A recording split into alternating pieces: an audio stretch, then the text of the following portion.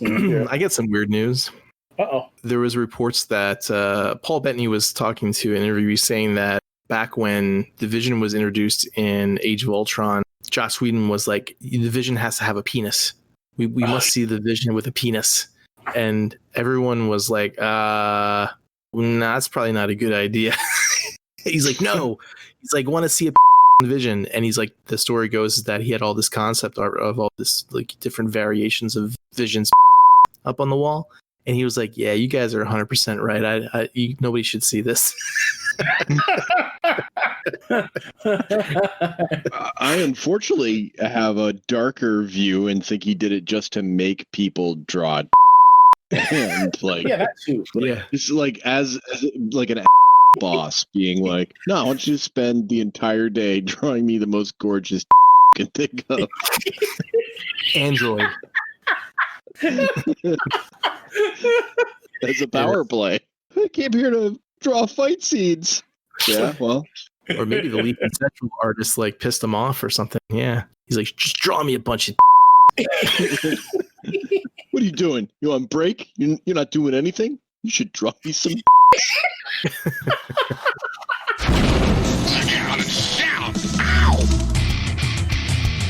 Welcome. You have now tuned in to the Blackout and Shout podcast with your host, Mike Kincaid. Can I tell you that Baby Yoda just annoys the shit out of me? That's because you haven't watched The Mandalorian. Oh, look at Baby Yoda, so cute. Levy Curry. Some people do all sorts of crazy stuff, like dinosaur romance novels. Those are really a thing. Taken by the T-Rex. A billionaire dinosaur forced me, ravaged by the raptors. I wonder if there's audiobooks of them. And Jed Vargo. He was always like well known for wearing the Nazi outfit on. Captain Kangaroo? Captain Kangaroo. Didn't he have the... No. And he did not dress up as a Nazi either. So sit back. Mike, are you... Listen. Relax. Say transform and roll out. And enjoy the show. Anyway, so I guess I'm hosting the show tonight because our internet celebrity decided that he had better things to do tonight than join us for the podcast. And I can host if you want. Oh, did you? What? You're volunteering? No, I can host. I mean, I'm part of the show too. Ladies and gentlemen, your host for this evening, Mr. Levy Curry. By all means, Levy, take it away. How's it going, everyone? Welcome to the Blackout and Shout podcast. What episode are we on now? Was it 112? 1012. 112. 112. Sorry, got ahead of myself. 112. Episode 112 of the Blackout and Shout podcast. So let me start with our guest host tonight. Mike, unfortunately, had something come up, so he's not going to be able to join us this evening. But our good friend of the podcast, Nathaniel Armstrong, is here. He is Waterdeep. Coming he is again. Waterdeep's newest quilt master. Damn right. That's a nerd joke for all you non-nerds. For the three other people that play D&D with us. Yep. It's a very inside joke. Super nerdy enough to follow our antics on Facebook. Yeah. So, hey, how you doing, guys? Thanks for having me on. Yeah, thanks for filling in on short notice. Not bad, Nate. How you doing? I thought I'd try out a new character tonight. Did you just come back from the 1940s TV talk show? No, but I have been watching WandaVision, which has got me into the concept of multiple generational television shows. So I haven't seen the new episode yet, so no spoilers. No, I haven't. Oh, is today episode 4? It is. Yeah, Friday. I watched it. Okay. Cool. You guys are amateurs. I mean, you gotta watch that stuff at 3 o'clock in the morning. You know. I would have watched it this evening, but April isn't home. She went to her parents, so she would have been upset if I watched it without her. See, I've already watched the first 3 prior to Rebecca having seen any, and then we watched those 3 again, finishing yesterday. So I've already set a precedent. I can watch the 4th one without her and then watch it again. I see. That's fine. You're a fortunate man. In this regard, yes. So thanks for having me. Are we doing halls right away, or do you want to go into rounding the table out? Well, let's introduce our other co-host, the author, best-selling author of Rip's Guide to Adventuring. That's me, Mr. Jed Vargo. That's me. That's me.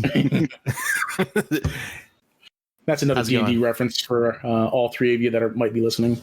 That play. How you doing? How you doing, everybody? Doing, I'm doing great. I'm doing good. I just actually started drinking my coffee, so I'm all caffeined up. If you didn't notice or not. So good idea. Gord, you might not want to turn the podcast on, speed 1.5. You probably bring it back down to 1, maybe.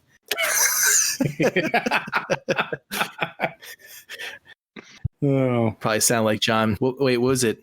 What was his name? Machida. Was it John Machida? Is that it? John Machida, yeah. Was that right, John? Okay. I don't know why I thought it was Pete. The fastest talker alive, according to the Guinness Book of World Records. That's true. I'd be like, hey, everybody, how's it going? But I'm doing good. Was that just measured in words per minute? Like you would do a typing test? Or maybe clarity as well. Who knows? Because there's tons of those auctioneers that just are sitting there. Okay, 145, 45, 102, and okay, sold to the man in the back with the hat on. Yep, it's got to be a real word. Who cares? Didn't that dude from Police Academy, the guy who did all the sound effects, Michael Winslow? That's it. Wasn't he in the Guinness Book too for that type of stuff? I don't know. Probably for the most sound effects capable of. I don't know. Like his voice. Yeah, those guys are one-trick ponies. Well, I shouldn't say that. John Machida, he has a 2-trick pony. He did what? Micro Machines? Yeah, he did Micro Machines. Yeah. And Blur. Yeah. 2-hit. He had to be in something else too in the era of like G.I. Joe and No, I don't think so. Anytime they needed somebody to talk fast. But I mean, I can't think of anybody. Oh, he probably did all those the disclaimers for like pharmaceutical drugs and car commercials, I bet. Before they figured out that you could play it at time and a half. Right. Before the technology was made that put him out of a job. But I'm doing pretty good. The Levy, who has volunteered to be our host this evening. How are you? I'm doing all right. It's been an eventful 2 weeks for me. So. Care to elaborate, or is it more of a personal nature? Some things of a personal nature. So, but no, but it's good. Good things. Oh, good. Yeah. All right. I was going to guess good things, good times. Sweet. Okay. So, Nate, do you have any shout-outs, plugs? Shout out to, shout out to all the people out there that weren't able to find any work during this change in our society. I'm thinking specifically of some of the guys that I'm going to do a shoot with coming up, but we don't do live shoots anymore frequently. Like our line of work disappeared, and there's a lot of people that are in that situation. I was able to find something, so life has been pretty good. But anyway, so I'm going to be working with some of those guys. So shout out to people that are in that kind of situation. Like, I know it's really freaking hard. Yeah, that's it on my shout outs, and to you guys and to the D&D group. Halls, I just got today. The Smokey came in at about 6:30 this evening. Oh, and that's the Fans Toys drag strip, right? Yes. Yep. So I haven't had a chance. I mean, I've pulled him out of package. I've put the guns in his hands, and I've put him in a pose that doesn't look completely terrible. I can already see that there's some loose flappy flaps. But you know how it is. Sometimes they package things in a way that needs some tweaking. So Yeah. I'll see what I have to do. That's So cool. So that got to you pretty quick. I have to admit, I've been bitching and moaning about the United States Postal Service for a long time. And as a result, I've also been complaining that I haven't been getting my toy shipments, the most important things in the world, in 2 days as promised. And it's usually been 2 weeks on something that my supplier paid for 2-day shipping on. And so I got it in 2 days today. And I was just like, wow, that's a first in a year since this thing started. It's a first in a year where I've gotten it in 2 days. So I was pretty jazzed. It was the universal stand, which has adapters for RC, Cyclonus, oh shit, the one you're waiting for, Virtus, but not Virtus. Apache, thank you. Oh, you got another Apache? No, I have the Apache, but I think the stand works for him too. So, oh, okay. Oh, you didn't get a stand with Apache? No, a lot of the Fans Toy stuff don't come with stands now, even though they come with stand adapters. Oh. Yep. I only have 2 stands, and I feel like it came with. I was gonna say they sent a stand with swoop. Yeah. Yep. I have swoops, and I have. I want to say it came with Phoenix. Yeah, Phoenix came with one, and did Sovereign? No, because I'd have 3. But he came with an adapter. Yeah. Right. Okay. I think so. Yeah, I think the only 2 that came with stands were Phoenix and Soar. Yep. So, long of the story short, I'm in the market for another few stands because this thing is pretty great. It looks way better than I thought it was going to in that clear blue. It's pretty cool. How hard are those to come by? I was able to get mine at TCP pretty easy, but I don't know if they sold out in the meantime. Like I have to imagine that everybody balked at the price. They're $35, and it's a really nice stand. It's worth the $35, but you get angry because you expect it to come with the figure. Yeah. So I got that, and I got 4 new Mythic Legions from their All Stars 3.0 wave. I got their Hordak and She-Ra tributes, and a new Skeleton Warrior, and a supposed to be like a vampire knight flag bearer sort of guy, but he didn't come with a vampire head, but the Hordak did. So those are really beautiful and badass, and I keep asking myself why I keep buying figures that have the same parts painted different, but in magnificent ways. So I mean, that's the way it is across so many toy lines. I mean, look at Marvel Legends. Oh, right. Well, that's and Hasbro Transformers. Yeah, well, that's the thing. I don't. Pieces. I wonder how if someone actually ever counted how many unique pieces make up Marvel Legends line. Oh, well, I mean, you got to think the like most of the MCU stuff is used for one figure and that's it. Really? Yeah, they don't reuse a lot of parts for MCU figures.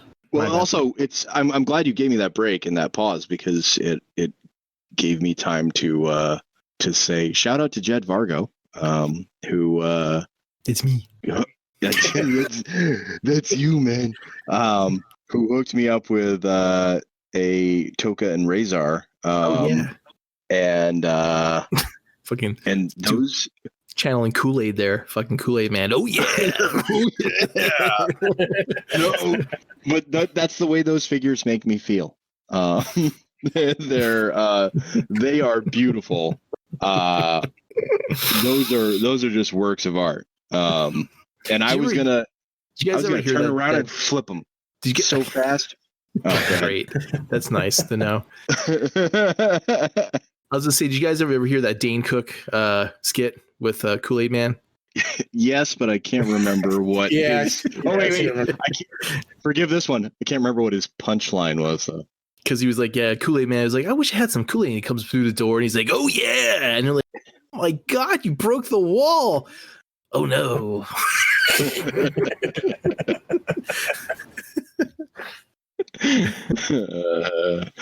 That's cool. I'm glad you enjoy the token razor. I have to be honest, I didn't even take him out of the box yet. I know it's a sin, but I'm in the middle of rearranging my stuff and cleaning my room, and I was actually been thinking the past couple of days on how to kind of like set up all the figures and stuff like that in the detolfs.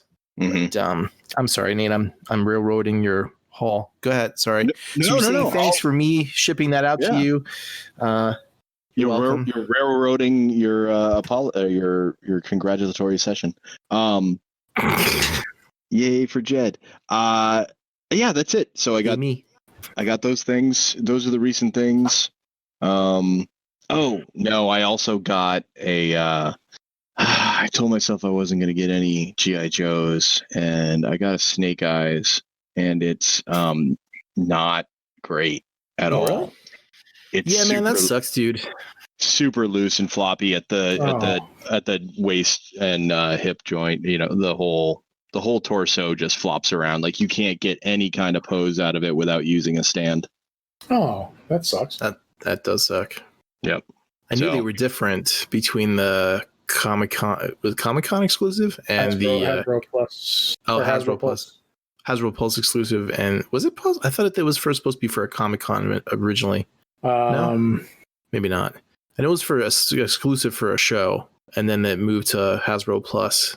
Anyway, I know that in the retail version were different, like based on paint and some other things. Like I think some people were having problems putting this gun in his holster, right? And the retail Snake doesn't come with his Uzi. Is that right? Nate? He comes with a machine gun, but I don't think he comes with an Uzi. Yeah. Right. People were talking about how they took the exclusive version and the retail version and they kind of mixed and matched them, and they made like the ultimate Snake Eyes that they wanted. Yeah. Well, this is not the ultimate Snake Eyes. But oh man. And I feel like he has to be flexible. Oh yes, he does. Oh, he's wiry. So I feel like that's all I've gotten in the recent few weeks because I quit Lego. It's good. Yep. Good. It's good. Yeah. Did you have like an intervention or something? No, I didn't. No, it's I completed like a shit ton of Harry Potter. Like I got it done. You know, like I bought everything that was available last year and the year before, and I built it all. And I didn't write this down, but I do remember seeing in the news that there's a rumor there's going to be a live action Harry Potter TV series starting. Yeah, I heard about that. I did not hear about that. That would be interesting. Reboot time. Reboot. Oh, a new HP. Didn't even think about that. Geez, how many years has it been? It's been a while. Oh no, he's an adult actor now. Yeah, right. They are all adult actors. Like, yeah, it's been a long time. That's like from The End, you know, when Emma Watson was in that. You guys saw that, right? Yeah. No, I didn't see The End. You didn't. This that's is such a great movie. Fantastic movie, dude. All right. Yeah, they're like Hermione kicked our ass. Yeah, you gotta get really baked to watch it. Yeah, it's really good. It's like you take all those actors from all those movies from those time periods that they were doing them, and they kind of like play themselves, but they're characters too at the same time. Yeah, caricatures of themselves. Yeah, that thank you, Levy. Caricatures like Michael Cera. He's so funny. Oh, so this you gotta watch that movie, Nate. It's really good. Well, this is the problem with my lifestyle. I did watch that movie. I've seen that movie. I just forgot it. I saw it I saw it in the theater. I did. I just I remember now. You must have really enjoyed it then. Yeah, you know, I did. But as is my way, I enjoyed some other things before I went to go see the movie. I get forgetful. I took April to see that in the theater.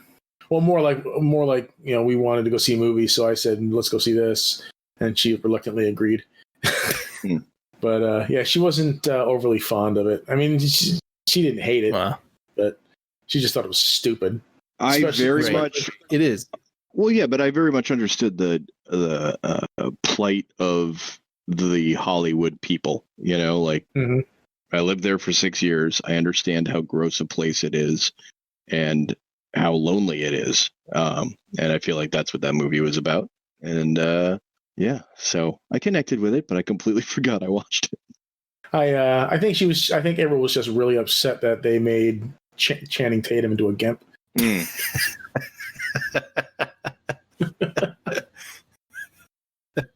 I feel like that's what would become of him, though. Like he'd be Danny McBride's gimp.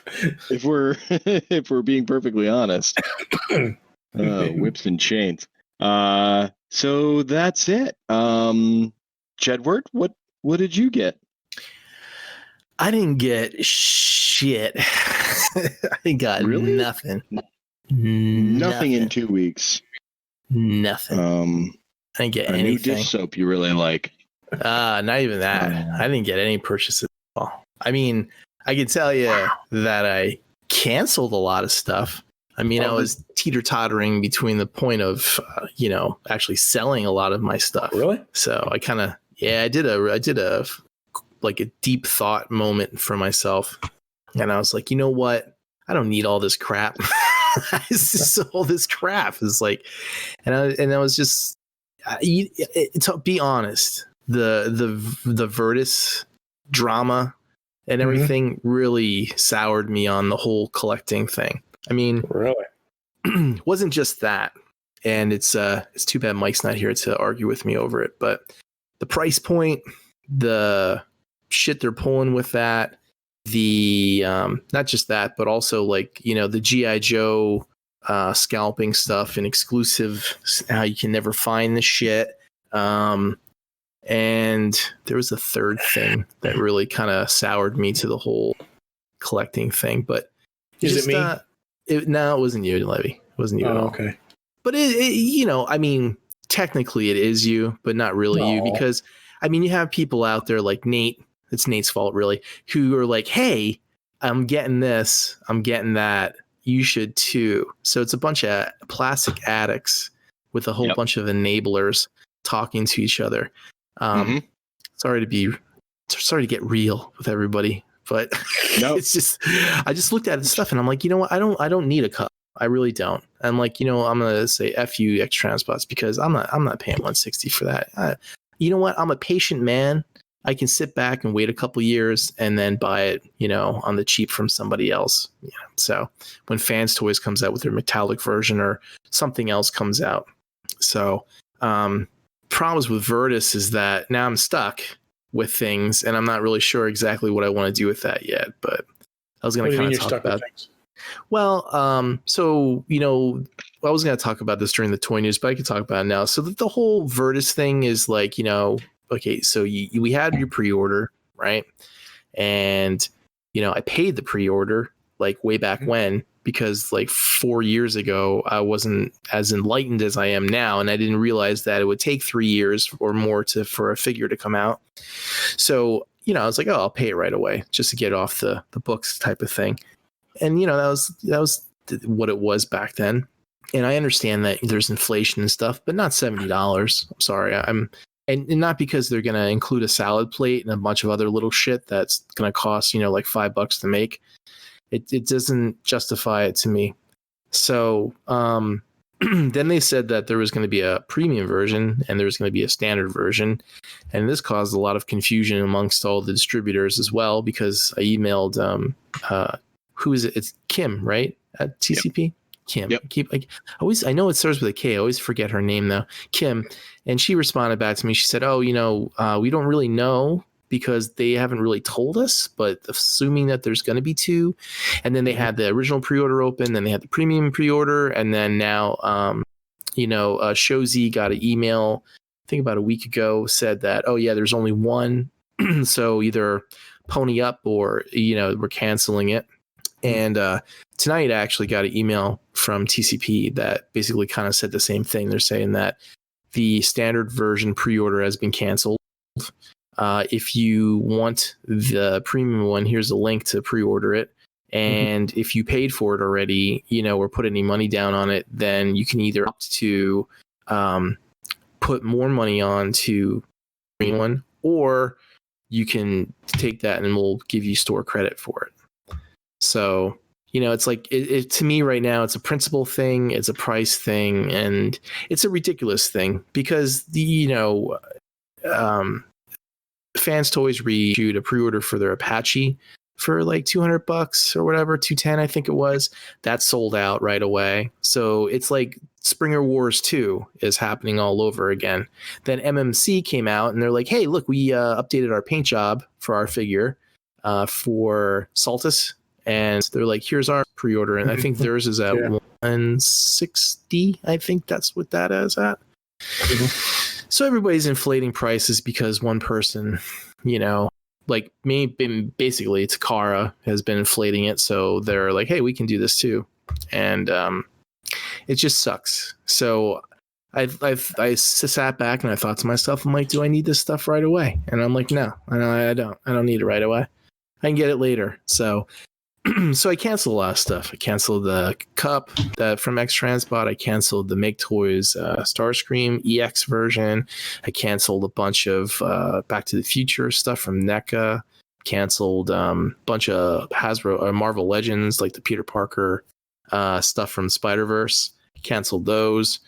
And then I was debating on canceling the Hot Toys stuff. And I was like, because I was really disappointed about the whole posing thing and how you can't keep it in a pose and it'll ruin the thing and crack or whatever. I'm like, man, you're paying premium quality for a figure. You think that the materials they make would be durable, but apparently not, because it's supposed to be quote unquote museum poses, which is completely ridiculous to me. It should be, especially Spider-Man, it should be posable how you want it to be posable and last. 100%. Because that's what you want to see it. You want to, when you look at it, you want to see it that way. You don't want to see, well, here, let me put it in the pose so I can see it that way for 5 minutes and then put it back in his A stance so that it doesn't crack or, in case I want to sell it in the future.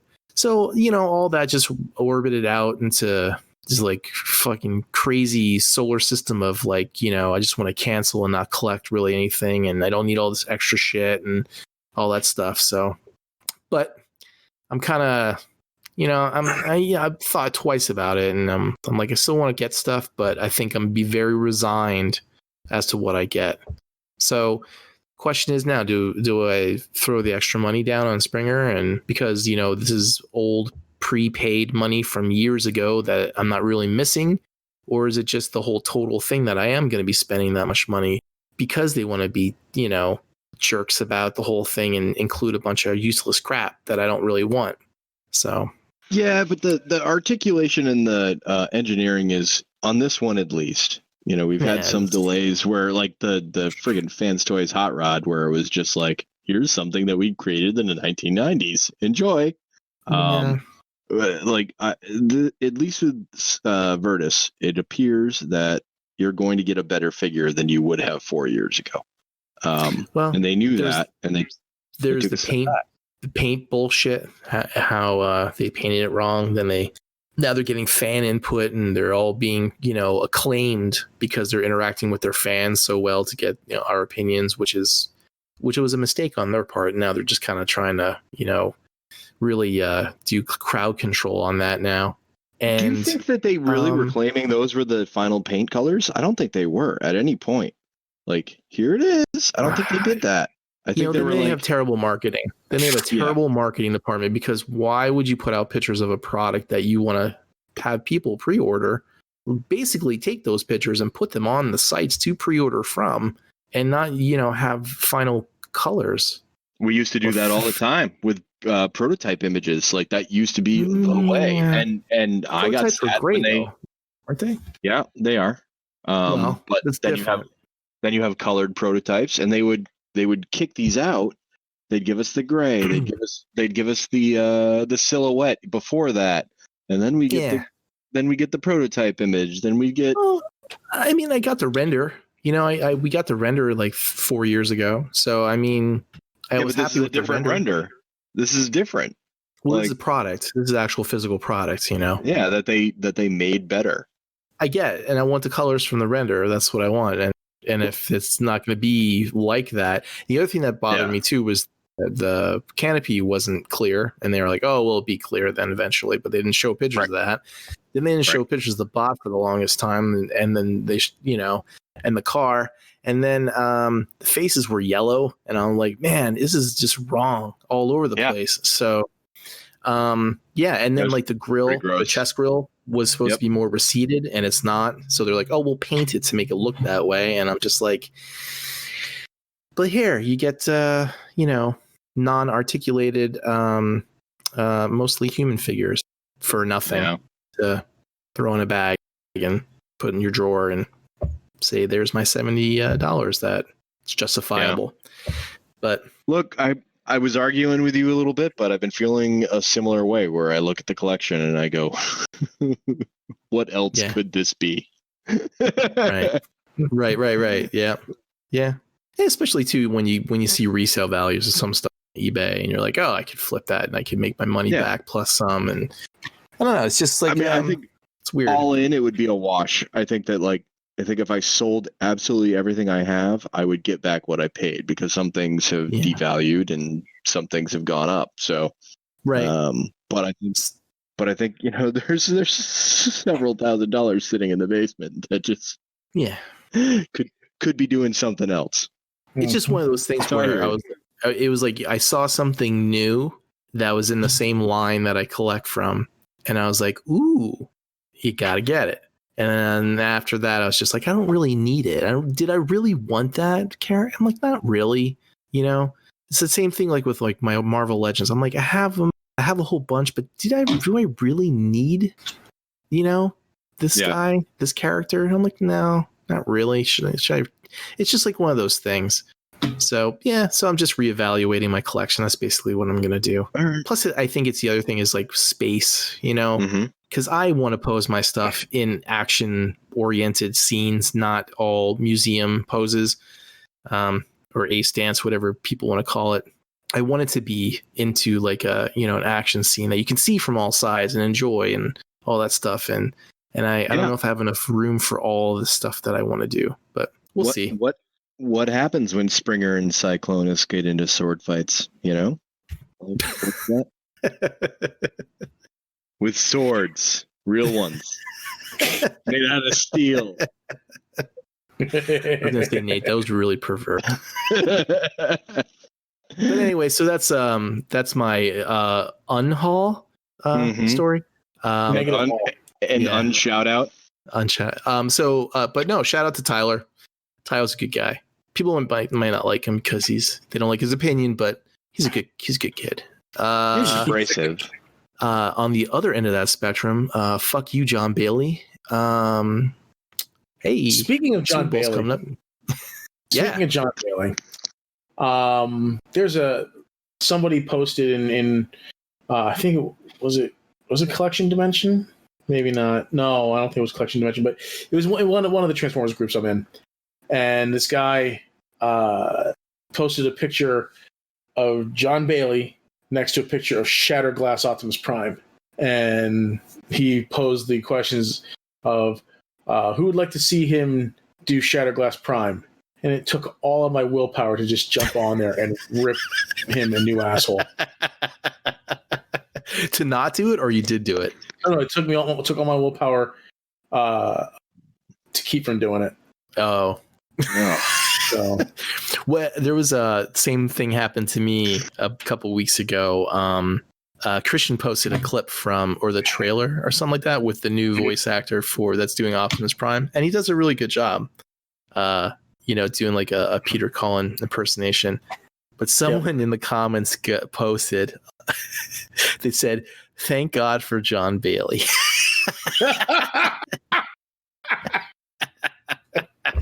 Oh man, did you say something? Tell me you said something. I did the laugh emoji. That's all that's all I could do without, making things worse.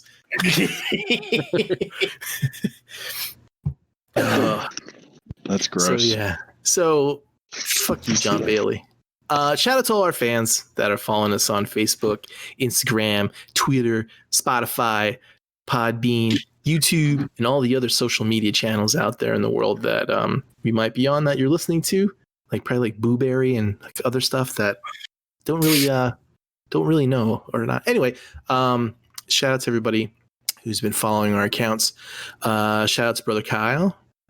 He kind of reminded me I wanted to talk about this one Kickstarter that this guy's doing. His name is Matthew Ingram, and he has a Kickstarter for these Beast Wars pins that you can basically he designed and he's getting them made up. They look really cool. But his Kickstarter is funded and it's gone over, which is great. And also want to give a shout out to Control Delete, which is a webcomic that's been around for years now.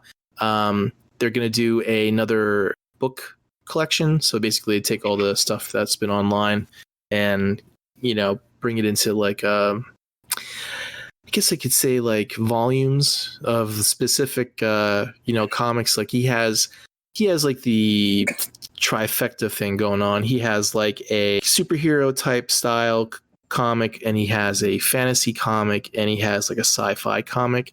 And the fantasy one is the one that I always share every now and then when it's the 4 players doing D&D.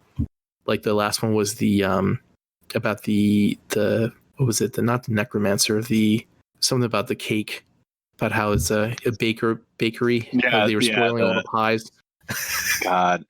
Yeah, and it was just Necro Baker, yeah. Necro Baker. That's it. Yeah.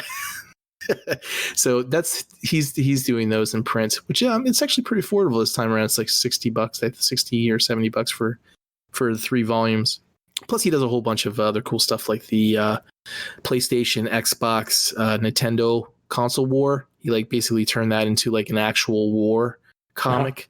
Where they're all 3 sides are fighting, and whenever some type of update happens, the new console comes in play, or there's a new controller, or one of the funny ones was with Stadia.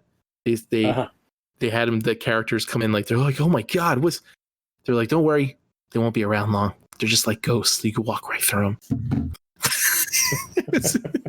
Or the new PS5 troops come in to relieve the PS4 troops and stuff like that. It's there's an old Xbox who's the drill sergeant, training the new Xbox ones. It's good stuff though. If you haven't checked it out, check out Control Delete. Tim Buckley is the artist that does that. And that's all my shout outs that I got. Host with the most. How about you? I want to give a shout out to my friend Travis. He has a gaming channel on a streaming channel on Twitch. You can check him out at Karate Chop Scott. That's all one word. He also has a YouTube channel of the same name, Karate Chop Scott. Which is funny because Scott's not even his name. So it's just a recommendation. He's hey, if you know a guy named Scott, give him a karate chop. Kung Fu Joe. Yeah, so check him out on his Twitch channel. He does all sorts of different games. He plays all sorts of different games. So check him out. I told him I'd give him a shout out on the show this week. So no plugs. I never have anything to plug though. So no super customizations that you're working on? No, not right now. But did you ever finish up your Clark Kent? For the most part. Yeah, for the most part. So you happy with it? Oh yeah, I love it. Okay. I still have to sew up the back of the costume, but not looking forward to that. But no, yeah. I mean, even without it stitched up in the back, it looks great. So I saw, I forget which company it was selling an articulated horse, and I thought of you. For what scale? 1/6 scale, and it was that's a big horse. Yeah, it was $250 or something like that. But it was really articulated. Like you could like have it do all these different poses and stuff. But I was like, wow, that's a lot of money for a horse. Yeah, but for 160, I think that would actually be a pretty decent, a fairly decent price.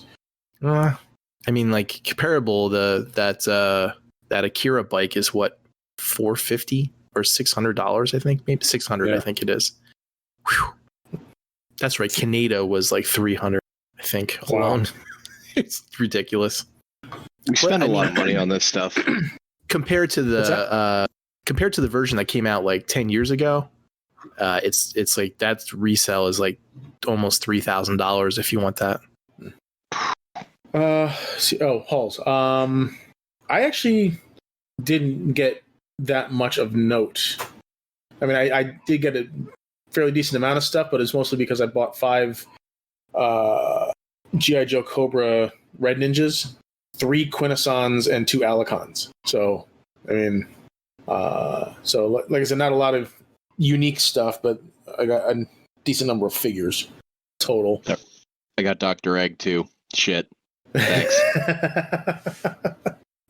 How many Dr. Eggs? Just one. Just one? You're not like Mike? No, I got one Dr. Egg. I got one Dr. Egg and I still can't get the remote to work. Yeah, there's that rumor that's going around, you know. You heard the rumor, right, Levy? No, what's that? That we're fools? Well, besides your fools, but there's a 3-pack, a $3.99 3-pack coming out with no electronics in it.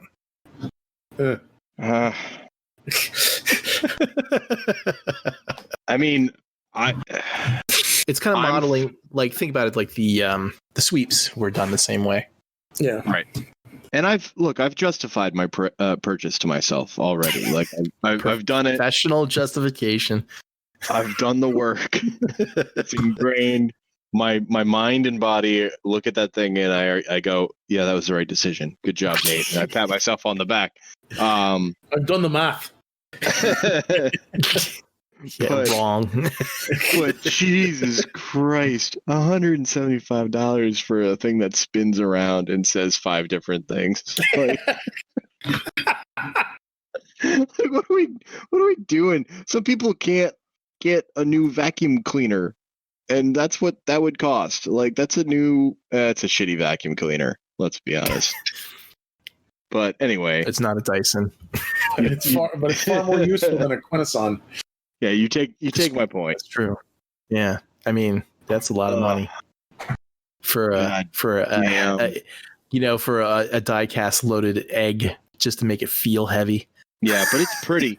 It's pretty, and it is heavy. So the paint job is pretty good. You know what bothers me is the sculpting is not as. No, it's the paint job. The paint job's not as good as I would like it to be. I think the egg should be. I think the egg itself should be more interesting and more dynamic, and it's not. It's uniform. See, they were really toting that the faces were supposed to be painted. They're great. They're beautiful. Really, really well. They're beautiful. The egg the egg doesn't suck. It's just blah.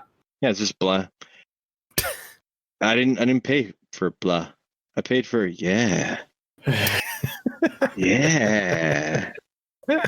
So I'm a little disappointed on that front that the egg has some sculpted detail, but they didn't do any kind of shading, wear and tear shading at all, and like or just some color variation, just something.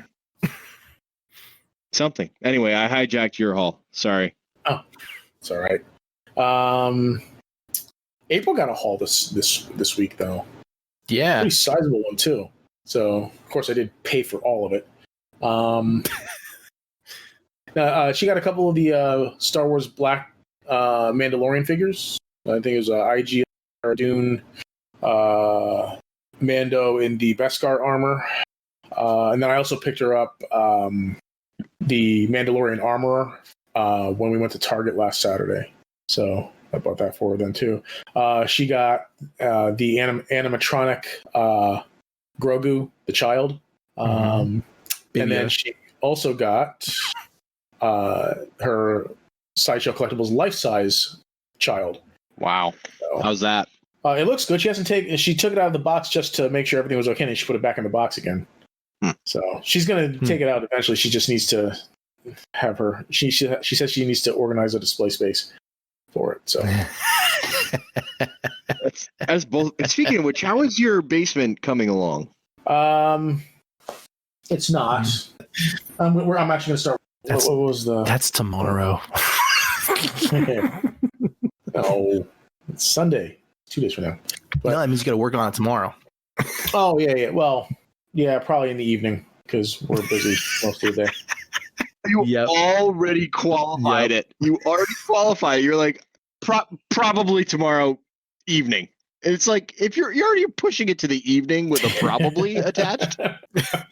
Like it's too late to even start now. I mean, I can't. I mean, I suppose I could try and get up early, but that's not going to happen. It's like 7 o'clock at night, Nate. It's too late. It's, by the time you start, then I don't have enough time to play video games or watch TV. I'll just start Sunday. Oh, yes. You know what? The Target's going to close in a couple hours, and I just realized I don't have the dusters I want. Oh, I just can't do the it. Dettol with Glass Plus and the Windex and the paper towels and. Well, I can't do anything. I haven't ordered my lights from Amazon yet. See, Levy Curry, you are going to get up at we're not going to get ridiculous about this. Sleep in. 8:30. Hell. He's like, I'm going to bed at 8:30.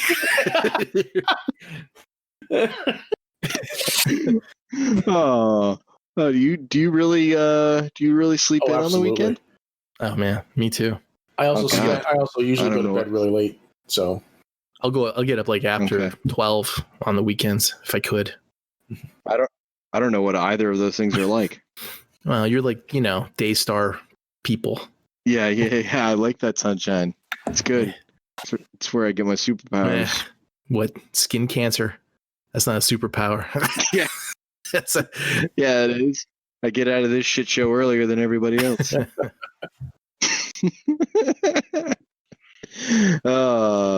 So is that it, Levy? Before you go, I thought of this really cool mod, right? Maybe you might want to think about it. So I priced it out, and on Amazon, they're $10 a piece, and you can get what's it called? Motion detector that you can plug in between your USB cable for your lights. So that way, when somebody walks near your Dettol, the lights will come on automatically. Oh, yeah, that would be nice. You know what? That'd be pretty. I do want that. How much is that? Because I do want that. $10. It's a pay for a controller. Yeah. Wait. So I need the control. Oh, okay. All right. So I need two of them because I have the USB. Whatever powers your lights will power the motion detection switch. Because it probably needs a 5-volt whatever power source so that can use the circuitry so they can detect if there's a light change or not. So you have to keep your lights on all the time, but it'll you just have to keep that cable hot all the time basically. And then and then when you walk in or you walk by, especially with the way Levy's going to set up, he's going to have in areas of the basement, so when someone walks by and they want to see that specific collection, the lights will suddenly turn on, and then when they're done, they'll just walk away and they'll turn off. Be cool. Very cool. Yeah, but it sounds like it's 1 unit per strip of lights.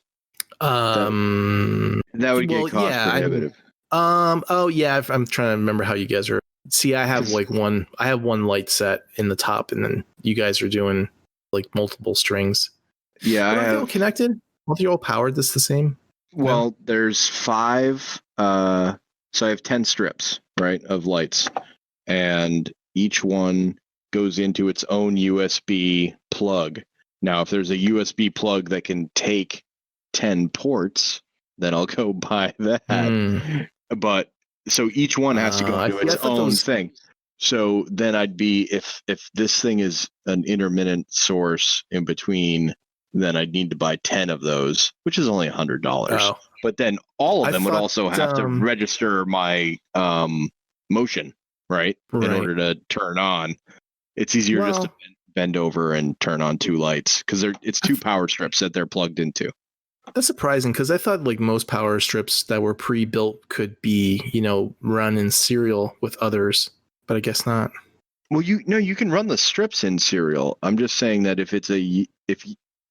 I thought the product you were describing was a USB that plugs into your USB light plug.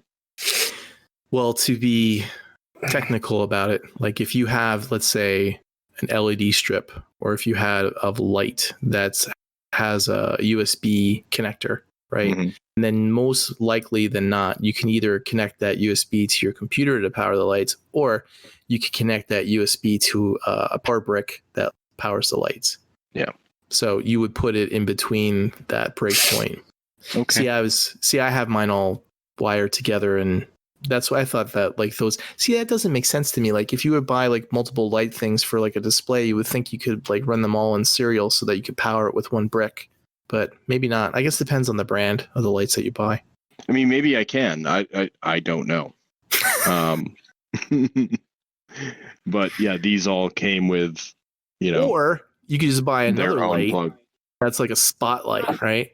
And then have that with the motion detection. So when someone stands there, a big spotlight shines down and on stage. Yeah, and it knows where you're looking. And it just scans around. Oh, speaking of Nate, I was doing some research about my anti-gravity field from my DTOF display. Oh, how did that work out? I don't know. I gotta experiment. I gotta make some prototypes with it, see how it works. But I think it might. I think I actually could get it to work. If you can get floating seekers, you will be a millionaire. Well, not seekers, but I'm talking like little stuff. Whatever. Levy, you even know what I'm talking about? The what now? Anti-gravity. Jed figured it out. I did. I figured it all out. I've solved it. And I'm just going to use that new intelligence and knowledge to for my action figure display, not to better mankind, just for my own personal luxury. Mm-hmm. That's the way it usually works. So I just looked at my Fans Toys Smokey, and as I'm turning it around, I'm thinking, please don't say QC33. Don't say 33. QC33 always has fucked up problems. Oh, really? Is there any other numbers? Yeah, this one's number 30. So, so this one's on you, 30. Better be fucking sweet. Dodge the bullet. So anyway, back to Levy's shout-outs and hauls.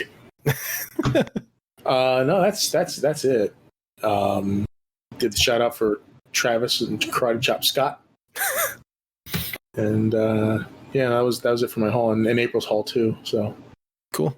Sweet. Do we want to move on to news? You are the host. You tell me. All right, let's move on to news. All right. Did you guys hear that Cloris Leachman died? I did. She was 94. Yeah. She was in a ton of stuff. But like I remember her from the first Muppet movie, from Young Frankenstein she was in. And more recently, she was in American Gods. She was in The Croods. She played the old grandmother in The Croods. If you guys saw that movie. I did not. If you guys can think of any other stuff she was in, just shout it out. Love Boat. Tons of stuff. Did a lot of voiceovers. I think she did some episode of Bob's Burgers. I think she also did Simpsons. Yeah, she had a great voice. Yeah. I can't pull anything out, but as you're listing stuff off, it's like, oh yeah, she's in that. She's one of those in almost everything that you watch kind of actors. Mary Tyler Moore Show from the 70s. She won an Oscar in 1971. I'm not entirely sure for which movie, but so yeah, she passed away. 94. 94 though. Whoop, whoop. Yeah. And did you guys hear that Larry King died? He was 87 years old. He died of sepsis. Really? Interesting. Yeah. But Larry King was basically, for people who don't know, which is odd, but he had his own Larry King live show where people, and I think he had For a what was long Larry time. King. Was it online one? Was it Larry King Now? Is that what it was? Or Oh, I don't know. yeah, something. There was like the two different shows. Same concept. Like, he was interviewing people. He always had the suspenders and the glasses. Ran for a long time. Yeah, I read an article about his estranged ex-wife who he divorced last year, or in 2019. And she went to the funeral, and she said it was nice because it was just family and no press because of COVID. Mm-hmm. Well, that's good. And they all wore a set of his suspenders. Interesting. This one I included for Mike because he probably know more about him than I would, because I'm not a super big baseball fan. But Hank Aaron died. He was 86. He was in the American Baseball Hall of Fame. He played for the Braves and the Brewers, and he was a very advocate civil rights activist. I should say very active civil rights activist. Did you guys know baseball as well? Nah. I knew who Hank Aaron was, but yeah, me too. I just I didn't know too much about his sports career. I know he had a bunch of records. So, Ron Campbell was 81. He was an Australian animator. He is well known for animating the Beatles' Yellow Submarine show. Mm-hmm. And then he was hired on by Hanna-Barbera, and he did a ton of like the animation work for their shows, like the Flintstones and all the other, Hanna-Barbera cartoons and stuff. And then he went and worked for Disney, and he animated New Adventures of Pooh. So there was I think he was really big. I think he was like the lead animator on the Smurfs, if I remember right, reading about that. So he passed away. He was 81. Mira Furlan, she was 65. She was a Croatian American. She was one of the main characters on Babylon 5. Yeah. She was also on Lost. She played Russo. If you guys saw Lost. She was the crazy chick out in the woods. No, I never watched Lost. Oh, yeah. I didn't watch Lost either. Oh my god! Yeah, you guys should probably sit down and watch Lost. And side news that they released Babylon 5 on D, where previously they had a DVD widescreen version of it, and it was like kind of shitty.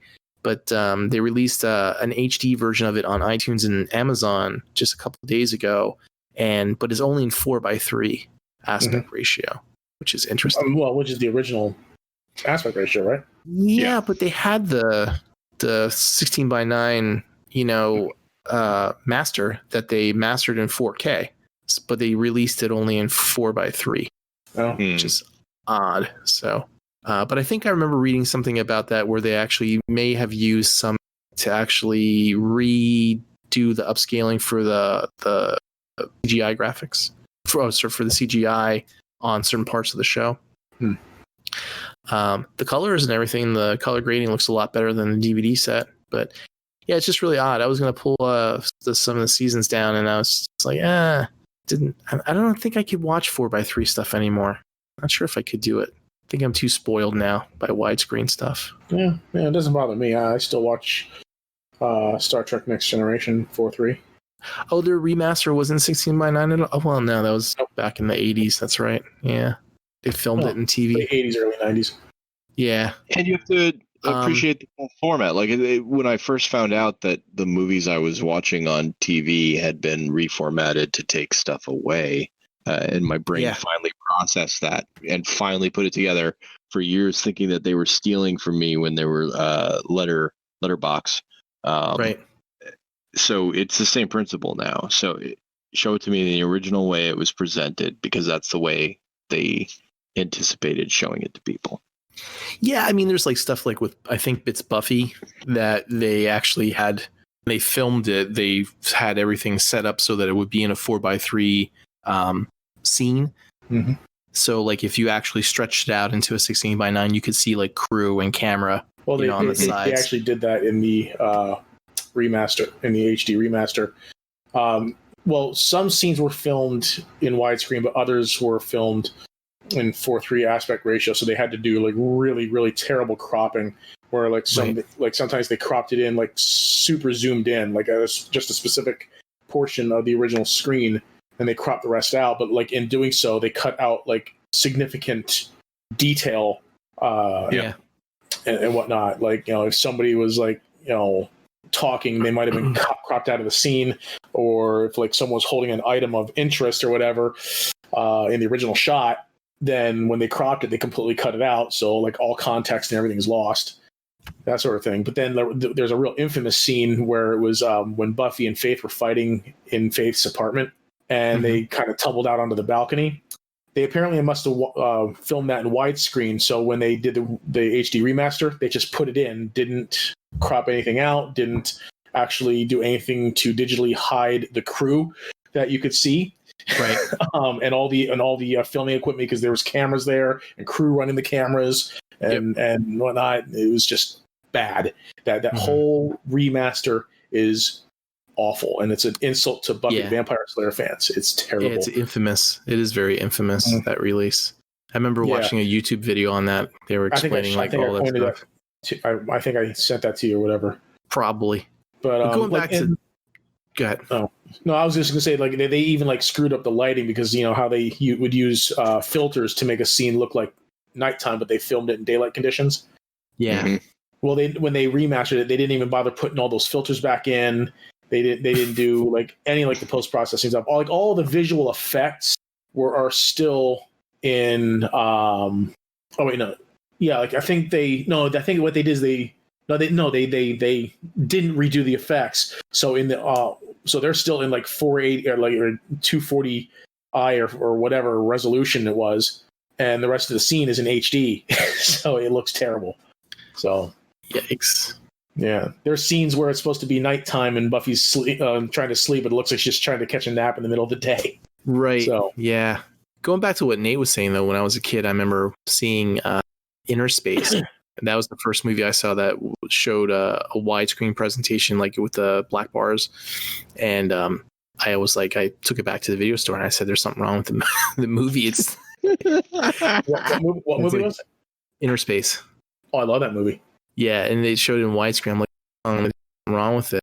They're like, "No, that's like the new format that you can see everything." And I'm like, "Oh, well, but it cuts off the top and the bottom, so you're getting rid of stuff." And they're like, "No, you actually can see the whole movie that way." And I didn't get it as a kid. I was like, "I don't understand what you're talking about." But now as an adult, I'm like, "Oh, I totally understand and appreciate this is what it." I prefer now. Mm-hmm. Yeah. So anyway, so she died of complications from West Nile virus. Wow. Yeah, Mia Furlan. She died from complications from West Nile virus. And last but not least, but this kind of ties into the trailer, but from the video game Resident Evil Village that's going to be coming out, the one voiceover actress that played that blonde that's going around. The three blondes. There's three of them, actually. Well, the one that's the meme where everyone's sharing, where it's like, they're like, should I be, scared or, horny? It's that character, that woman who did the voiceover, Jeanette Mouse. She died. She was only 39. She died of colon cancer. Yeah. Jesus. Yep. So, and that's all the people that I have that died. I mean, there was other people, of course, but just kind of specific to the things that we talk about here. Mm-hmm. Yeah, that Resident Evil Village has been getting memed all over the place lately with just with all the thirst memes of Lady Dimitrescu and her daughters. So speaking about that, we can go right into the trailers. We can start with Godzilla versus Kong. Do tell. The trailer itself is a masterpiece. I don't know what the movie is going to be like. The dialogue was both beautiful and suspect at times. So I just love the matter-of-fact way that they're like, yeah, it's Godzilla. Like this happens from time to time. Every now and again, you get it's just like, yeah, he's coming. So that was awesome. But the trailer itself, the music choices fired me up. Mm-hmm. Obviously, matched with good cutting and sweet visuals. But that's it. That's all I have to say about that. I'm definitely excited for that movie. That's gonna be a good movie. I'm feeling too many humans again, and I'm gonna have to edit it out so I can enjoy it. Kong's gonna whoop his ass. Although there that one woman that was in that one scene, I think it might have been when they were on the boat. It was like a quick shot of her. She looked like a real young Jennifer Gardner, but it was like some other actress, like a newer actress. Yeah, I know which one you're talking about. I thought the same thing. Did you? There's a rumor going around that, and it's not really confirmed, but it's like they're saying that that's not really Godzilla. That's Mecha Godzilla. That's what I heard too. And there's a part right in the beginning of the trailer. What's that? I said right in the beginning you could see like a kind of like a metal red glow, and then there's a part with the Asian dude behind him. There's like a whole digital display, and it has like a Mecha Godzilla systems powering up type of scene behind him. I'll have to look at that. But well, that's a good thing though, because then I won't feel so bad when Godzilla or when King Kong whoops his ass. Yeah, because I like Godzilla plus, too, but you know, giant 500-foot gorilla.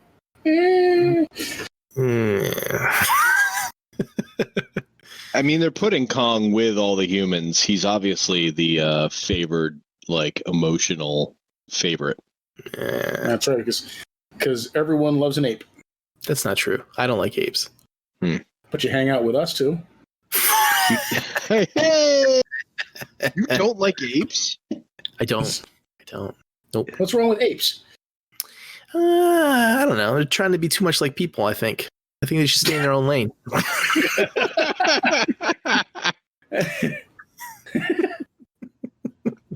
Maybe we're trying too much to be like apes. That's the old switcheroo there.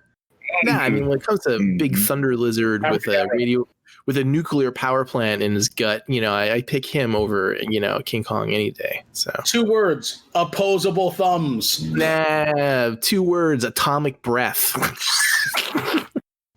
But you can already tell he builds a thing to deflect it. Actually, he doesn't build. Well, I guess he can say he builds it, but he basically took one of his. I mean, it's a fucking battle axe. So he forged a battle axe out of his enemy. He literally forged an axe out of his enemy. He can craft. That is pretty hardcore. You have to admit. I mean, that's you get style points for crafting a weapon out of the parts of your enemy. Yeah, like he literally took one of his back plates and put it in this big piece of wood. Mm-hmm. Tools. He's evolving. Yeah, and then he used it to deflect the freaking breath or whatever it was. Didn't he? Was that what he was doing at the end? I'm going with Team Edward on this one. Sorry. Team Edward. Yikes. Team Zilla. Yeah. All right. Team Zilla it is. Yeah. King Kong. Yeah. One thing is a lot of people are going, oh, it's not mech because he has, you know, rubber skin. Then that'd be kind of stupid if you put rubber skin over top of, a mech Godzilla. But that's how the... I thought you were saying that'd be done to put like some skin over a robot. I'm like, really? That concept is only like the greatest freaking action film of all time. But they did that in the original. I mean, the original Mechagodzilla. Yeah, the original Mechagodzilla was a Terminator. Mm-hmm. Yeah. They just said someone should do a clip where it's just Godzilla like roaring, you know, different things, and like there's a subtitle that says, you know, I'm human with dinosaur flesh on top of it, endoskeleton. Anyway, what's another trailer you guys want to talk about?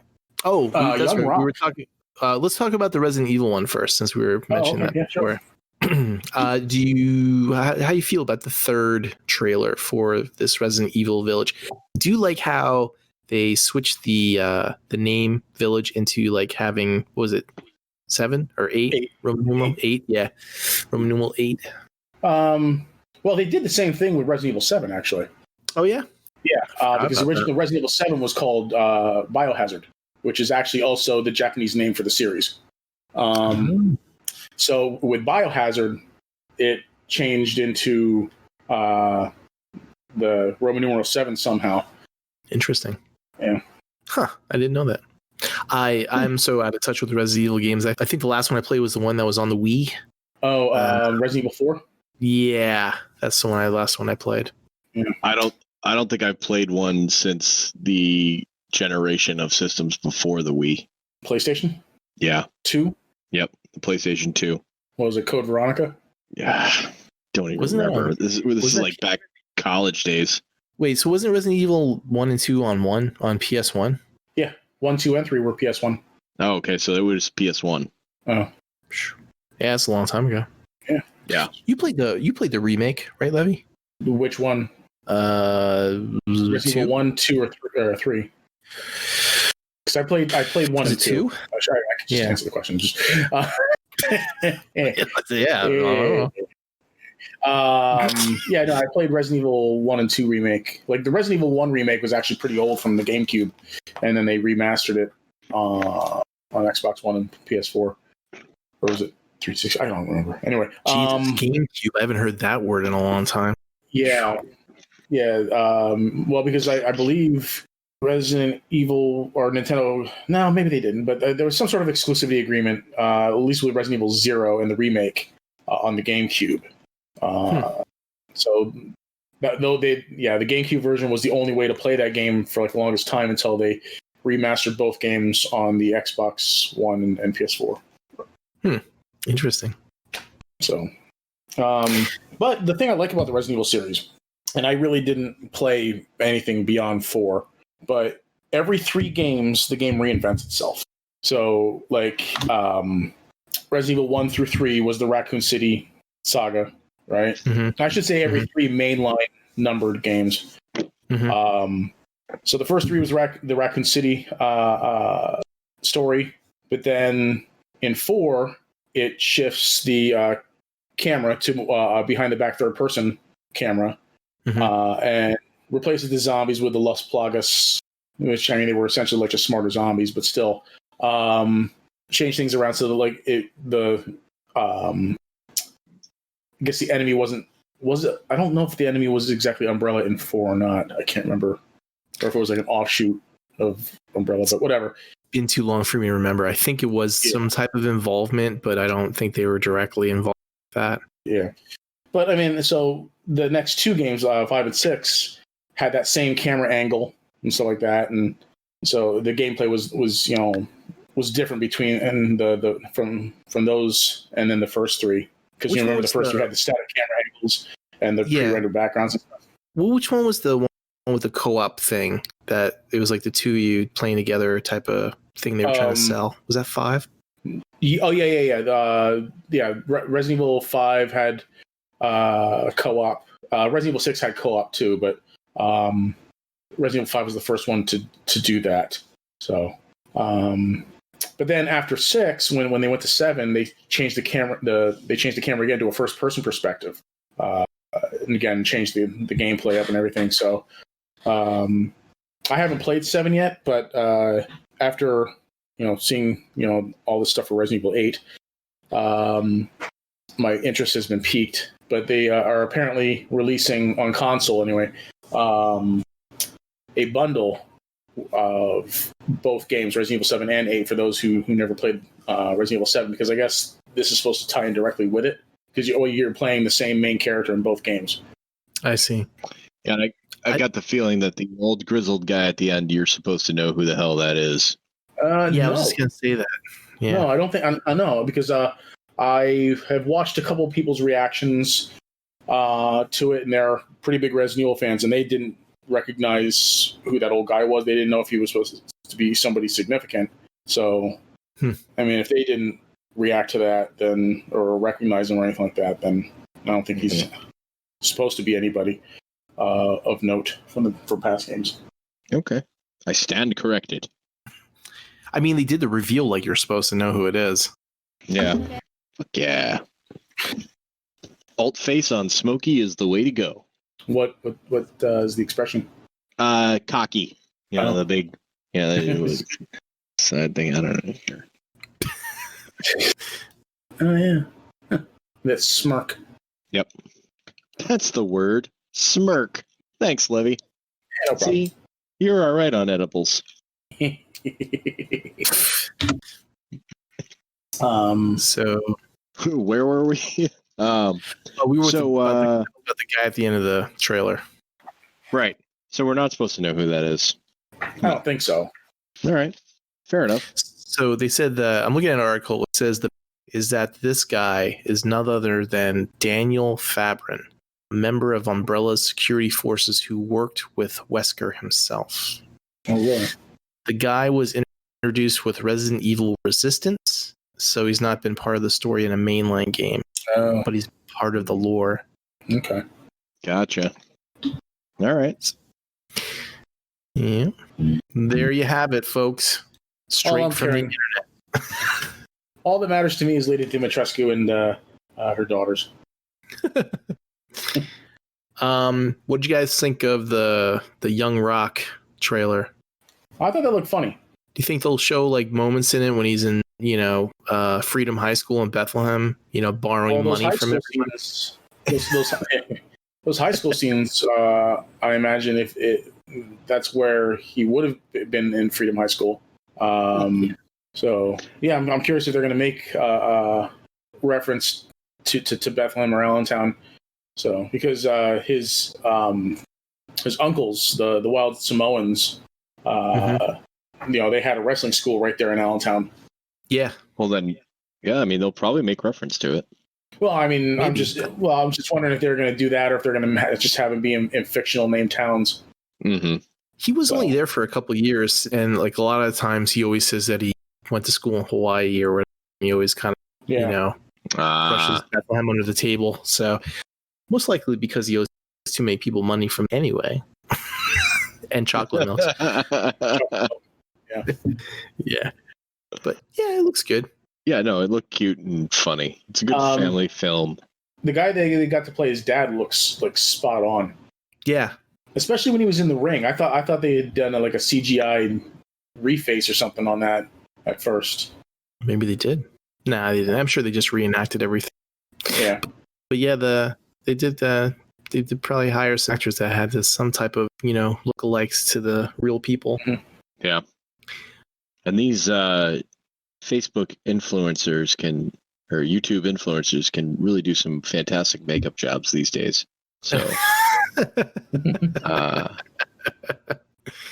that's true. Probably just hired one of those. As well as doing, talent. AI deepfake stuff too. Yeah. Right.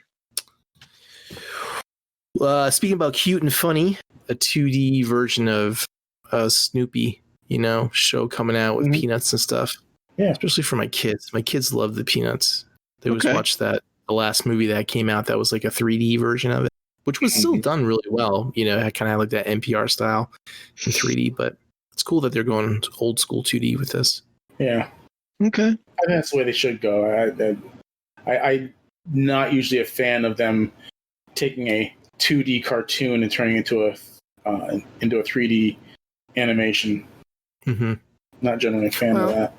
There's a lot of stuff going, like a lot of, like, not I would say news, but like more like like a movement kind of going around, and I'm kind of like part of it in a way. Is that to be able to take your 3D modeling and rendering and animation and make it look just like 2D, and one of the big reasons why a lot of animes are going that way is because the in-between animators that are like, either in Japan or China or wherever get paid like nothing. They get paid like $2 like a frame. They're lucky if they make like anything at all. So there's no real want to like go out into animation anymore. And a lot of like, animators, there's like no new blood coming into the industry very much because of the way that the industry is set up. So they think that if we kind of pivot into more of a 3D, animation away from 2D traditional drawing, but still try to make it look as 2D as possible, that you get more people inclined to do that instead of sitting in like a sweatshop redrawing, all these in between frames all day. Yeah, I don't want to sit in a sweatshop. Got better things to do with my day. So it's the 40th anniversary of Excalibur, right? Isn't that crazy? Yeah, that's crazy. They were. It is. Yeah. I mean, it'd be better if it was for a movie. Listen, you're outnumbered on this one because Nate likes that movie, as do I. Yeah. You're the only solo man in this room right now who doesn't like that movie. Yep. Yeah. You're all alone. Oh man. What did you think about the whole Liam Neeson, dating, living together with your lady there, Levy? Lucky man. Yeah. Yeah, it's somewhat common knowledge that they had that relationship. But the story obviously was a shock to her, so it probably should be a shock to us, unless they do that bit every time they get interviewed. Maybe. For the last 30 years. But yeah, she still looks good. Levy's right, No. No. See, Nate knows what's up. No, that's not. No. Anyway, I include that in there. I was hoping that Mike would be here so that he can say about how much the movie has sucked, but it's okay. Yep. Nope. He's not going to get that chance because that movie is fantastic. It is a fantastic movie, Nate. You are correct. Yep. Oh, man. But let's move along since Levy's outnumbered. I don't want to keep badgering him. He doesn't have much of a defense. Right. This is supposed to be a Transformers show, not an Excalibur show. Yeah. What's another trailer that's kind of stuck out in your brains you guys want to talk about? Or did you guys forget them already? Superman, the Lois and Clark show. Yeah. There. I threw that one in there just for Levy. Yeah, there's some nice moments in that. Yeah, I'm looking forward to it. I'm hoping they don't CW it up, but yeah, the CW. Of course they will. CW'd. It'll be CW'd. But it looks like the entire thing is shot at Magic Hour, so it's going to be pretty to look at. Or it's never not a half an hour after sunset where they live. Oh man. It'll probably be the same. The first season will be decent, and then every season after a little bit more and a little bit more. Oh, I haven't been able to watch any of those CW shows past season 3. Yeah. And so like season 3 is hard, and you do it just because you've already put yourself through 2 seasons, and the first one was really good. The second one had some merit, but they always fall back on the same formula. Yeah. Yeah, there's more bad than good, and once it gets to that point. How you feel about the whole like teenage son? They kind of fast forward that pretty far. Well, that's what I'm going to worry about. Like, is the whole show, because it's the CW and because they like to focus on teen angst, is the whole thing about them coming into their own powers, or one of them is and one of them's not getting them, and that's where the drama comes from. I don't give a shit about teenagers. Yeah. I'm a 40-year-old man watching my Men in Tights. I want it to be geared towards me. Like, well, I mean, the show is named Superman and Lois, so if they were to name it that and then make it about their sons, that'd be kind of silly. Yeah, so, not the silliest thing CW's ever done. But yeah, so hoping that Superman will be a focus of the show. So I really want it to be good. I really want it to be. I really want to see what's his name? I forget the actor's name. I want him to become like the Green Lantern. In like somehow in this show somewhere. Diggle. From John Arrow. From Arrow. I want him to be like this sector's Green Lantern. Yeah, exactly. I mean, they alluded to it a lot at the end of Arrow. So I heard that HBO Max is supposed to be doing a Green Lantern series. Well, he is going to be in this. He is going to be in. So, yeah, as what character or how much? I don't. Do you even know like any storylines at all, Levy, with the Superman's kids being that old?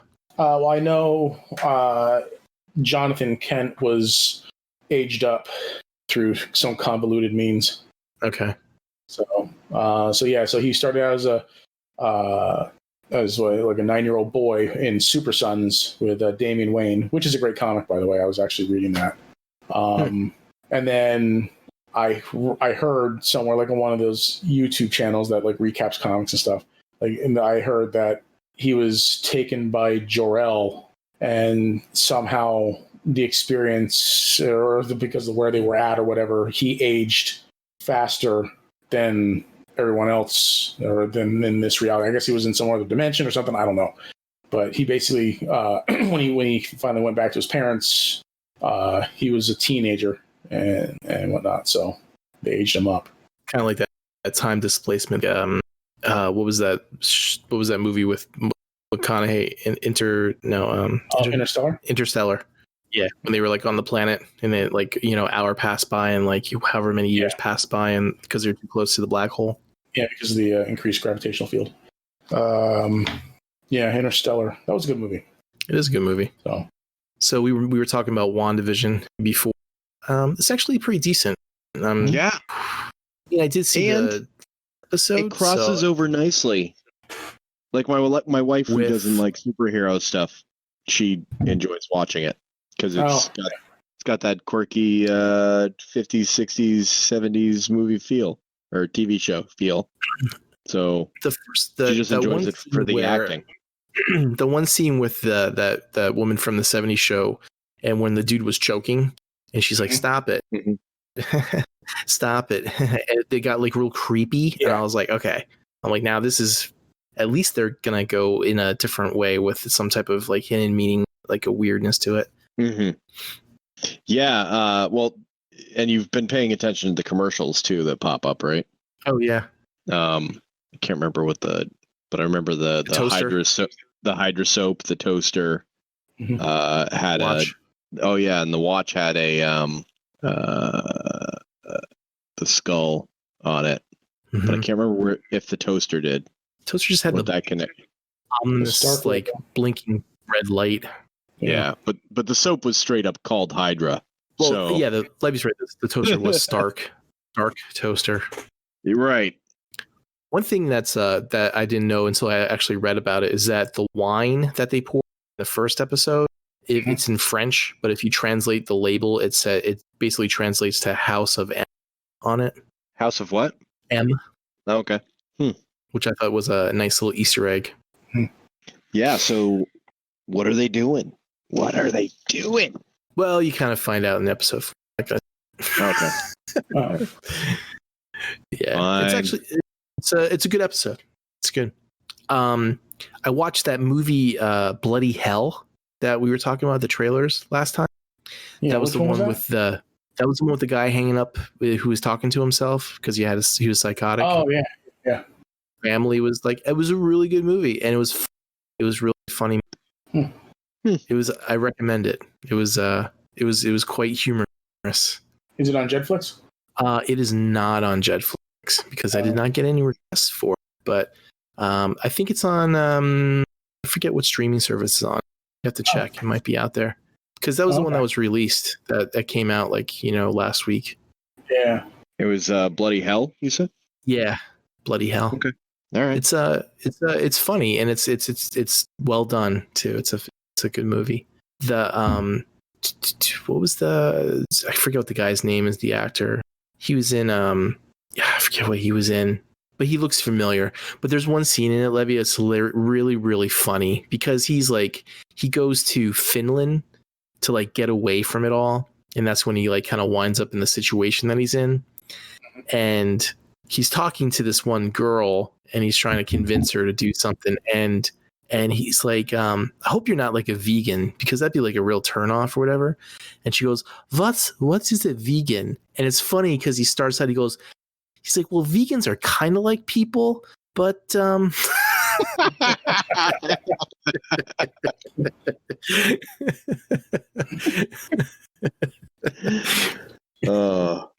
then they get interrupted, and it's that whole part was really funny.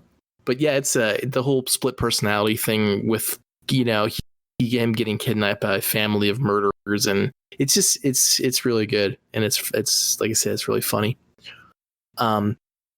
I've been playing this virtual reality game, which is awesome. I've been telling everybody about it. But Beat Saber is like this popular VR game that everybody plays. But these guys developed their own app. It's called Moonrider, and it's free. And it basically runs from the browser. So it's like all VR inset technology within the browser. And you just have to go to moonrider.xyz and you can play it for free. And they have like 15,000 songs, I think it is, that you can search through, and they have it broken up in genres.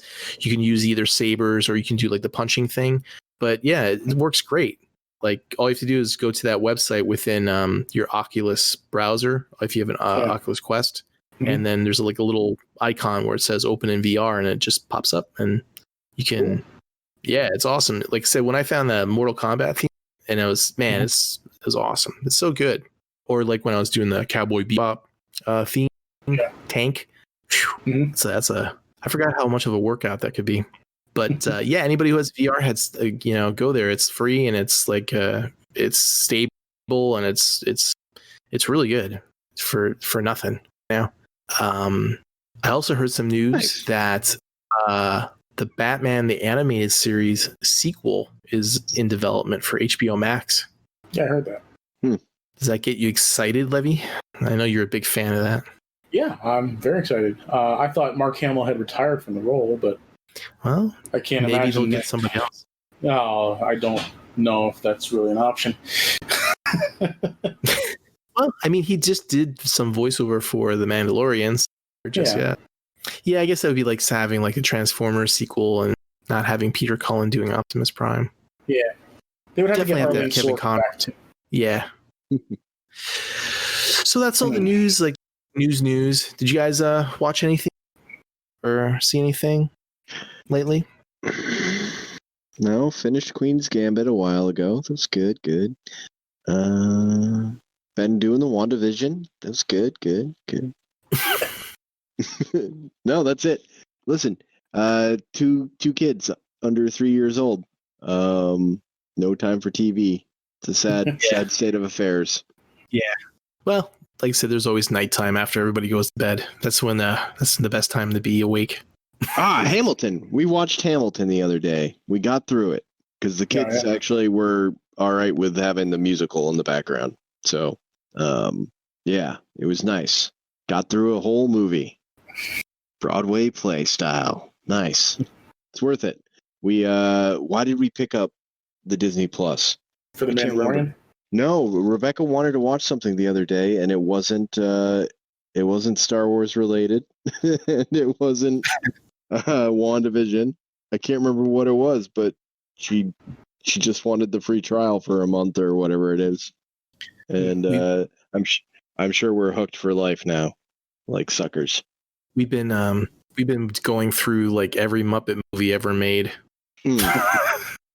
From the 1979 one to the one that just came out a couple years ago. Nice. They're supposed to be bringing all 5 seasons of the Muppet Show to Disney Plus. Cool. I actually have those on DVD. Oh, yeah, so do I. I remember watching the Muppet Show when I was a kid. Oh yeah. It was on at night at like 7:00. Yeah, like 7:00 on Sunday nights, if I recall. But yeah, they did this one sketch where it was this Muppet walking around a laboratory and singing "Time in a Bottle" by Jim Croce, and that stuck with me for all this time. That was one of the most memorable things from that show for me. I used that song for my wedding video. What's that? I used that song for my wedding video. Oh. It was nice, which I then lost. My wife is furious at me. Oh, man. Wow. That sucks. That sucks. Yeah, I made sure I made like 20 copies of that so I'd never lose it. Don't want to like tape over it with the Super Bowl or anything. I have the full one. I just don't have the short, Time in a Bottle cut. Oh. Which sucks. Why did you have to make a new one? Well, yeah, I keep thinking about it. Like we just had our 4th anniversary a few weeks ago. And I was like, I should really recut this. You got 2 weeks until Valentine's Day. You got plenty of time to make it Oh, a great Valentine's Day gift. I love and hate you, Jed, all at once. Just wrapped up in one little ball. It's a little love-hate ball. It's a yin and yang that the cat Bitter shoves pill around swallow. the house and pukes on. Bitter edible to swallow. So that's it. How I about remember you? the Muppet Show. I think I mentioned this before. I mentioned this on the show before, but like I had nightmares from the whole Phantom of the Muppet Show episode with what was his name? Something Dudley or whatever, the blue Dudley monster Moore? dragon guy. No, the Muppet, not Oh, Yeah. No, I know the Muppet you're talking about. He's got the long nose and the teeth, and yeah. the vampire costume. Yeah, he's Yeah. a frightening little Muppet. Yeah. Well, when I was a kid, I got nightmares from him. I always thought he was at the end of my bed, like watching me. He was. Probably. Oh, But speaking yeah, of so which, we've been watching all the movies. you've been having some sleep paralysis, haven't you, there, Levy? oh yeah. I talked about it last week or last episode. Seeing some demons. Any new Yeah, ones? it was just that one time. It didn't hasn't come back. Well, that's good. And you know that's just because you're stuck halfway between, right? You're still dreaming. Yeah. No, I don't actually believe that I'm seeing some otherworldly shadow person, or that's Right. dressed in a trench coat and a wide brim hat. No, I get the science behind it. So I don't believe in anything mystical like that. So Plus, it wasn't mystical. It was me. oh Secrets out. wow, how did you get in? You would be amazed. Did you see Jay's post in the Hardcore Collectors earlier about the relationship advice? I forget. No. I think I get to share it. remember. It's fantastic. He said that if you hear a noise in them and you're like, you don't want to go down to check it out, and you don't want to tell your wife to go check it out, just say to her, go, I keep telling that girl to leave me alone, and she'll go check it out for you.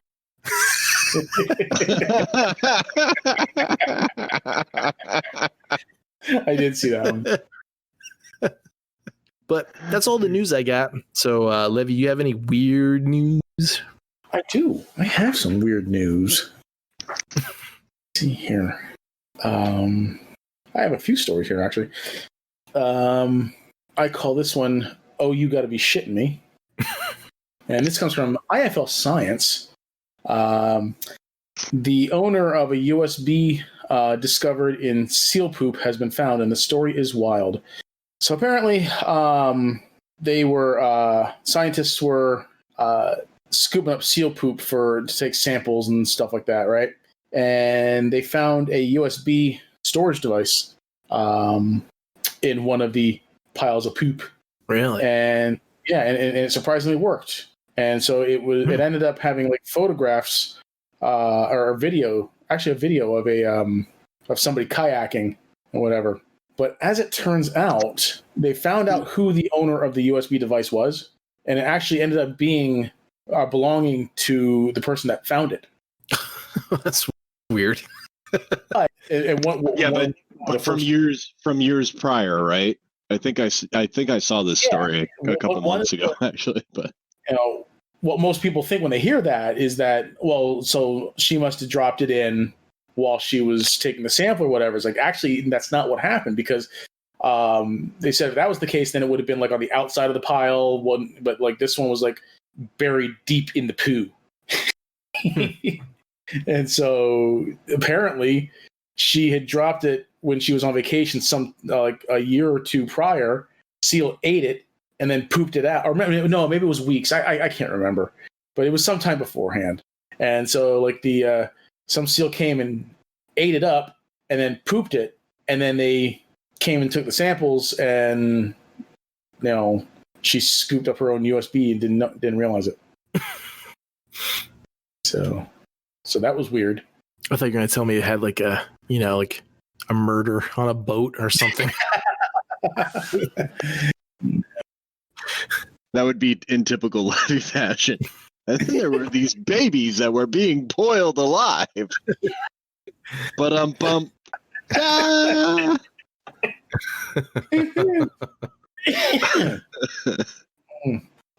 This next one I call Christ, It's Just an Expression. And this is also from IFL Science. This is just a simple story of a man who found a spider in his home and tried to burn it with a homemade flamethrower. Hairspray and a lighter. Yeah. As you do. I mean, as you do. Yes, he almost burned his house down. So, well, he would have got the spider then for sure. Oh wait, no, I'm sorry. It had taken place in an apartment building. Oh, yeah. And there's apparently an eyewitness saying that they saw the guy trying to kill the spider with the torch. Why wouldn't you just step on it? So weird. I don't know. It was a huge wolf spider, and here's how it went down. Man sees spider, man grabs torch-style lighter, man sets fire to spider. Christ. So here's the funny part, though. The reason why the fire spread is because the spider was now ablaze and ran to a nearby mattress and subsequently set it on fire. Wow. That is fantastic.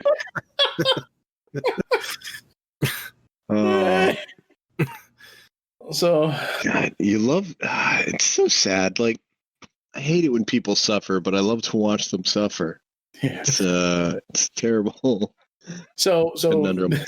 the mattress catches fire, and then the fire spread to a nearby flag collection in the bedroom. But they were able to put it out after that, so it didn't actually spread too far beyond the confines of the bedroom. That's good. Good for the neighbors. That is. I just imagine Right? a flaming spider running across the room. Yeah. Didn't they do that? Didn't they do that in Arachnophobia? I mean, Yeah, actually, I think they did. Yeah. Yeah. Don't get your life skills from arachnophobia. Okay, so the next one comes from the New York Post, actually. And I call it, I Bet the House Smelled Wonderful. And this is a story about how a customer of Gwyneth Paltrow's Goop website ordered a "This Smells Like My Vagina" candle.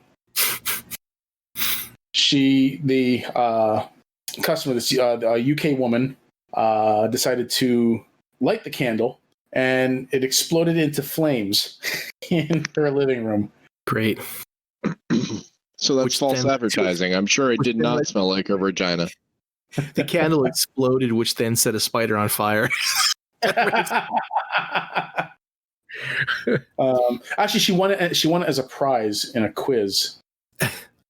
So she said the candle exploded and emitted huge flames with bits flying everywhere. I've never seen anything like it. The whole thing was ablaze and it was too hot to touch. There was an inferno in the room. Crazy. So Firebush. that must be some bomb pussy. Hey. Oh, wait for it. Yeah, there it is. There you go. Okay, and then my last story is, I call it Men Are Pigs. And this comes from indiatimes.com. And it says bodybuilder who is married to sex doll is cheating on her with another object while she's being repaired. Okay.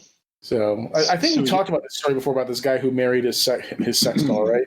We did. Jed? Yeah, this is a follow-up story. Yeah, this is a follow-up story. He apparently sent her in for repair and then ended up cheating on her with something else.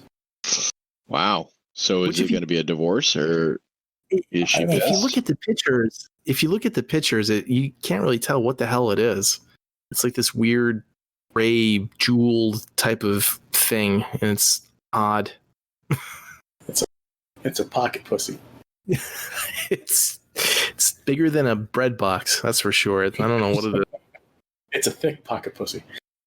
I read that story, and it's funny because it's different, hilarious. Like, he was talking about how they first met at a club, and he had to get enough courage to go over to ask her out.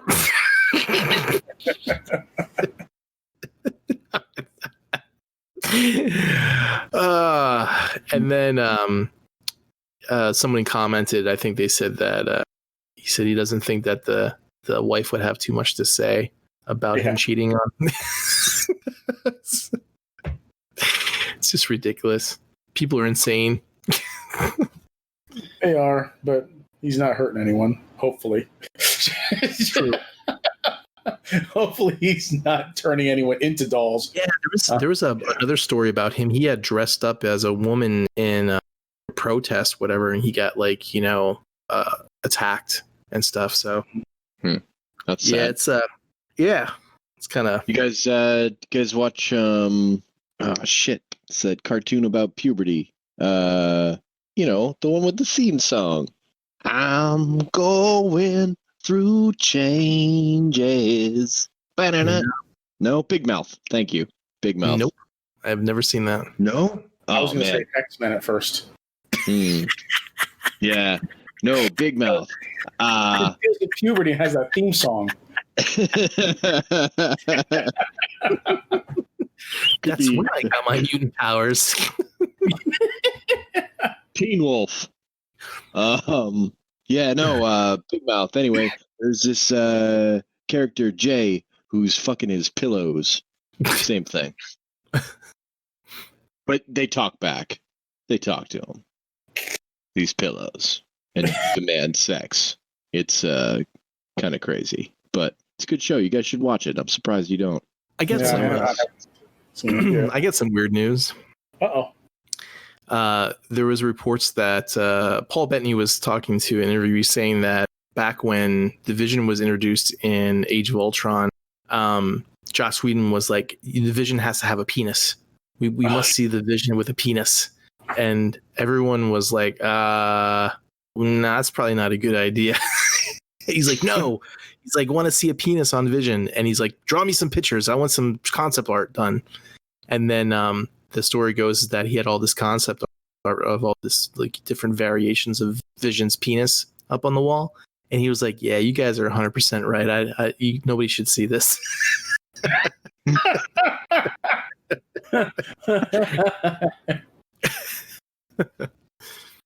How much you want to bet that Joss Whedon fucking just did all that just so he could fucking have a bunch of pictures of Vision's penis up on the wall?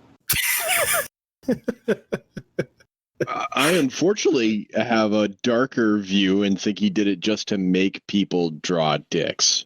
And yeah, that too. It's like as like an asshole boss being like, no, I want you to spend the entire day drawing me the most gorgeous dicks you can think of. Android.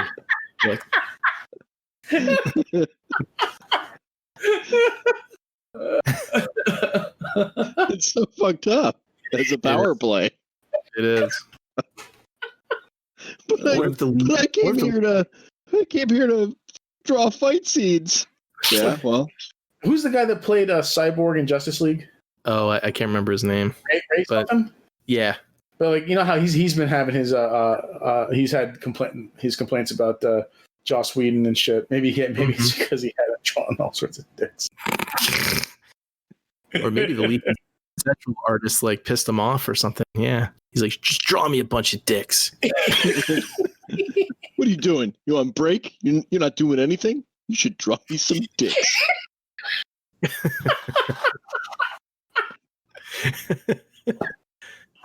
I want all my tests by 8:00 tomorrow. These 20 different variants.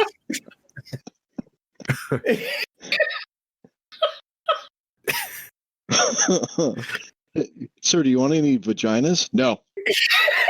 No. I want them in different colors too. I want the red and green. I want the yellow. I want gray. Some with circuits, Great. some without. I want one on Jean Grey. Yeah. Oh my god. Okay. So toy news? What else you got? Toy news? I got some toy news. All right. So we talked about the whole X-Transbots, Virtus drama and stuff like that in the second Springer Wars. The second Springer Wars has begun. So X-Transbots also threw out some to show everybody how much he weighed with the final pictures and stuff of the presentation, which I would have thought they would have been completely done by now, since that's supposed to have been shipped like a week ago, I think, or something. Right. But some people are complaining they wanted transparent windows on that too, but I don't think they're going to get it. Well, they're traditionally opaque, aren't they? Blur, Fans Toys Blur. That was transparent, right? I don't know. It's like, oh, you know what? There's a picture of them on the back of this box. I think like one company made it transparent, another company not.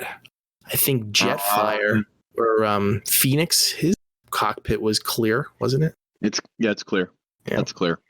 So yeah, so sometimes it's transparent, sometimes it's not. I guess it depends on the company. I'm not saying toy, not every character. I'm saying just traditionally Cup, his windows have been opaque. Well, I mean, if you look at the new release that just came out, Hasbro, it's his thing is transparent for the Kingdom lineup.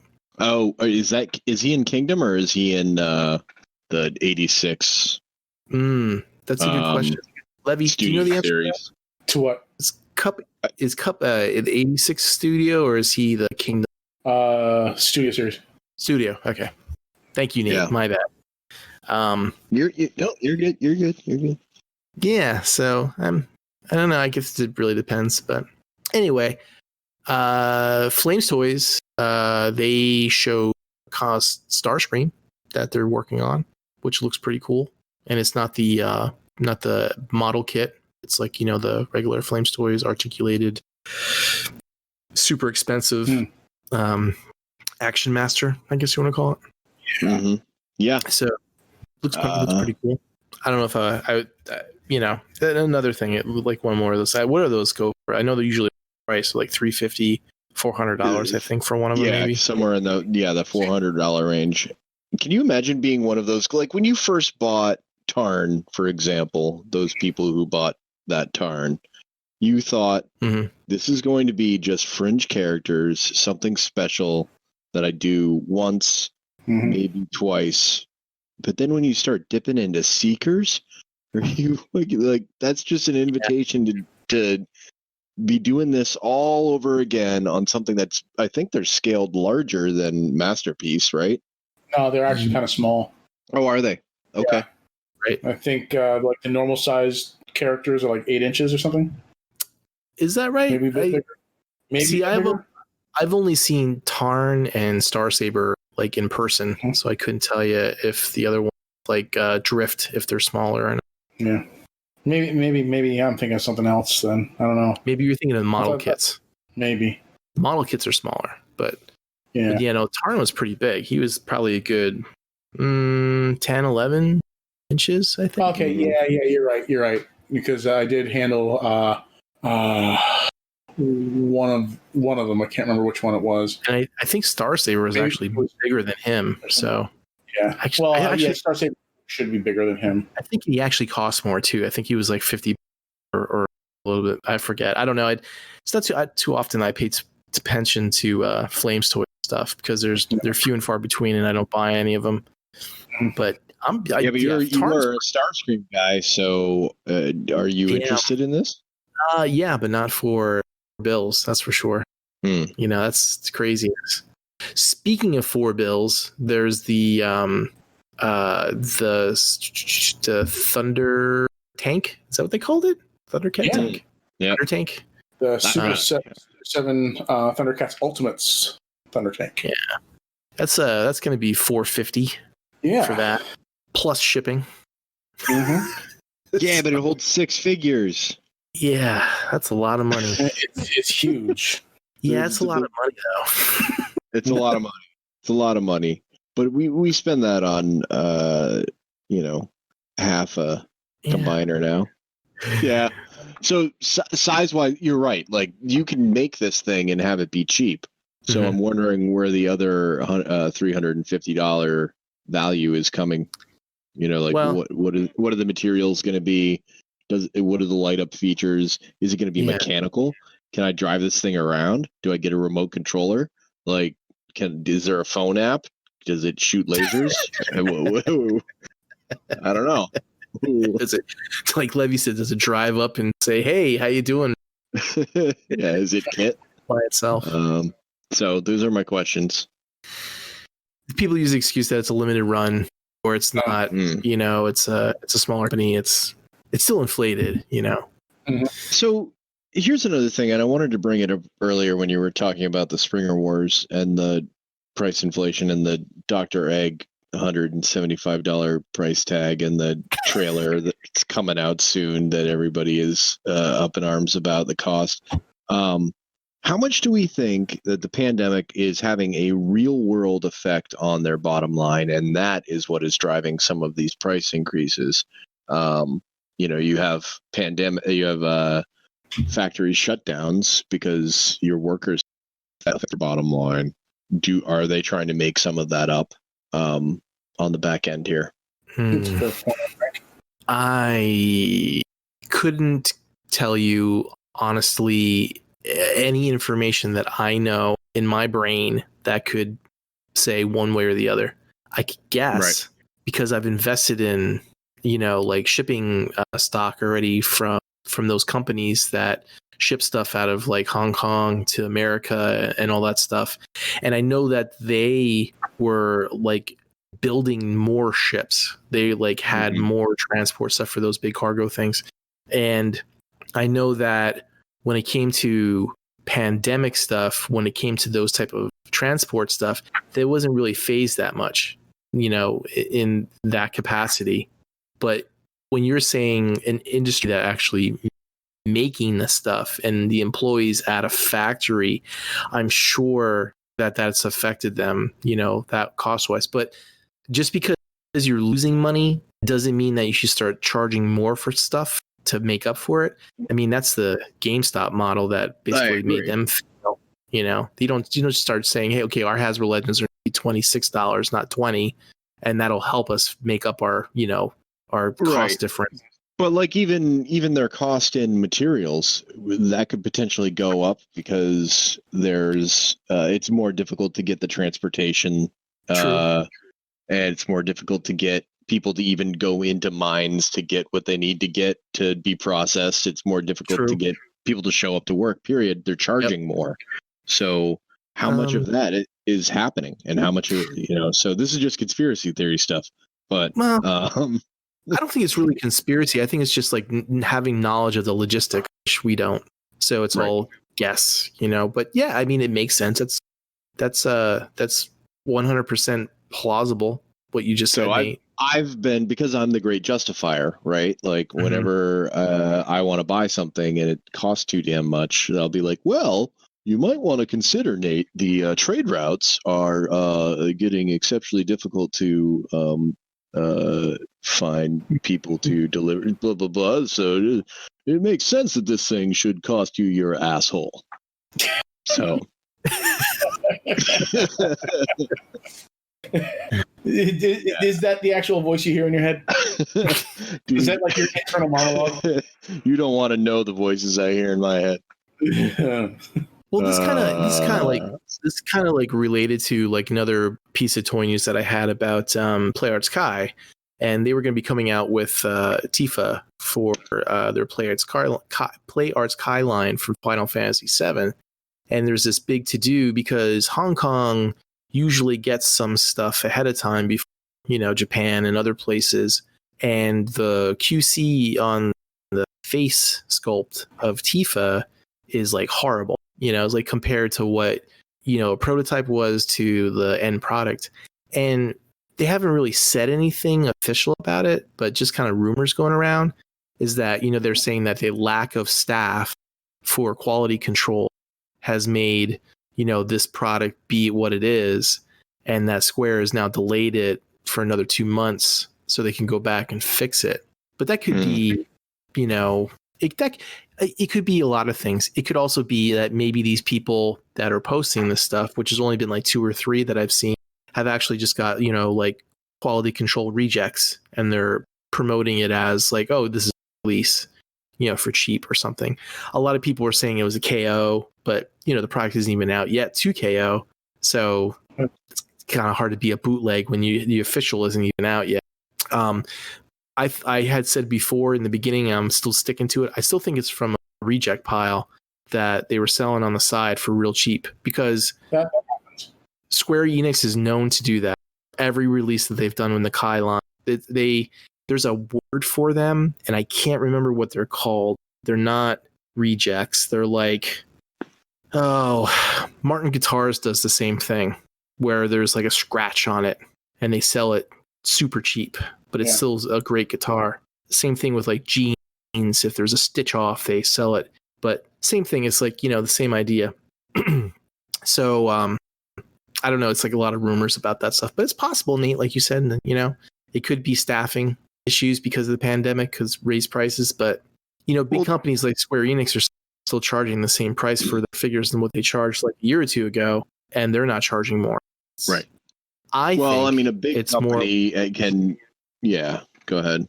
Agreed. I think it's more along the lines where somebody else did it. They see people buying it, and they're like, well, we should try it and do it. And people buy it. And then another company goes, well, if they're doing it, we might as well up the price. And they buy it. And they're like, well, okay, we'll just charge them because everybody's going to pay this price anyway. So, you get away with raising it up an extra $50 and people will still fork out, the cash for it. Yep. And that is why I have my moments where I'm doing the same kind of soul searching you're doing there, Jed. Mm-hmm. What the hell am I doing? Does this make me $180 happy? Right. And sometimes the answer is yes. Yeah. Sometimes it is. Sometimes the figure is that good, but sometimes the answer is no, this makes me about $40 happy. So, yeah, what do you think, Levy? Levy? Yeah. What do you think about the whole thing? Is he talking? Am I not hearing? No, he can't talk. He can't speak. He's incapable. Life. 42. All of it. Everything. How many roads must a man walk down? What were we talking about? Price gouging versus pandemic. Right. Reasons. Real world reasons behind price increases versus these suckers will pay it. And I I'm leaning towards Jed. And yeah. Oh yeah. And because we do. Mm-hmm. Friggin' do it. Yeah, and then they get you too with Masterpiece Skywarp, right? We've already bought Starscream and Thundercracker, and so then they released Skywarp, the MP11 mold Skywarp, for like $200, which came with less accessories than the Starscream, and was priced the same.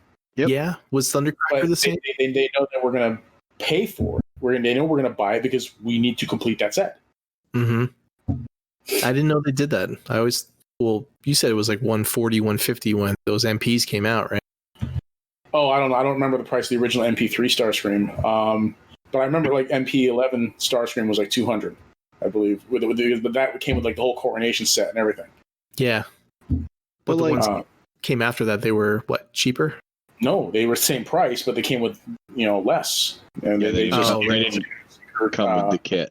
Yeah, it didn't come with didn't have the cape or crown or anything like that. I mean, obviously it wouldn't, because those characters didn't. But they priced it the same as the figure, as the same figure in the mold. Came with it's. And God, people I can't paid for it. Yeah, people paid for it anyway. Yeah, that's what I'm trying to get at. Yep. And now they're going to get us again for round 3. Mm-hmm. No, they won't. Not me, but me. No, not me either. I'm okay with my Make Toys Seekers. Yep.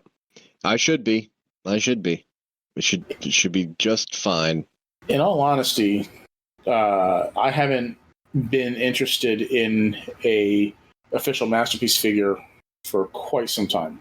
Yeah. That RC's real good. At least not interested enough to buy it when it releases. Like I eventually ended up getting the Sunstreaker. Mm-hmm.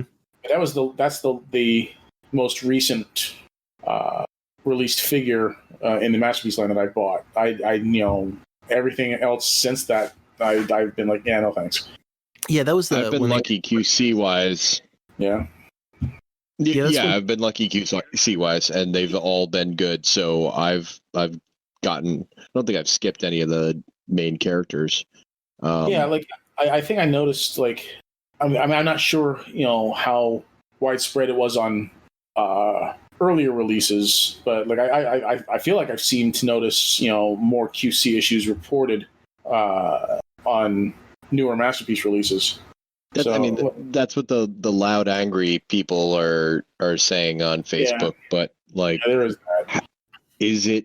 Are all 5 of those people the 5 that got shitty toys, or are they a small representative chunk? So yeah, I think the point I'm trying to get at is like, I think that the QC issues are due to like a design flaw. Like wasn't like the Hound's like head or whatever there was issues with it. Oh, it floats, but no, maybe it was something else. Oh, wait, there's the leg. There's a door panel that that's what it is. Can snap pretty easily. Yeah, because it was only held on by just like the tiniest little piece of plastic or whatever. Well, let's talk about Nate's Snake Eyes. That's a good example.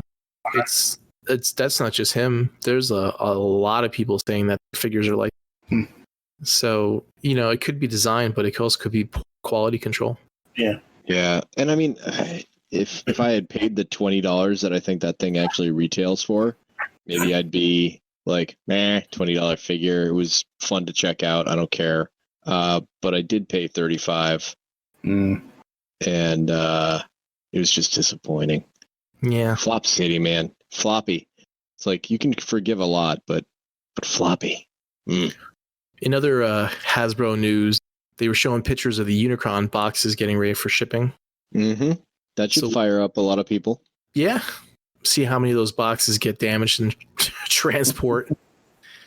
So I hope there's good packing in there. I didn't get one, no. I know Mike got one. Did he get 2? Maybe not. You got 2, right? Or you were talking about getting 2? I didn't get 0. I got 0. You got 0. 0 Unicron. Yeah. I think Mike got 2. I don't want that flop. I'm not. That's gonna be a floppy mess that won't stand on. I look forward. To throw it on that stand and forget about it.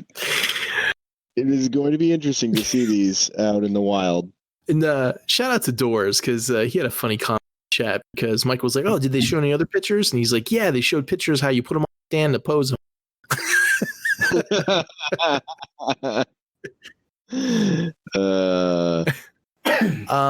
But my last bit of news is Big Firebird Toys Kalavinka, I think. Kalavinka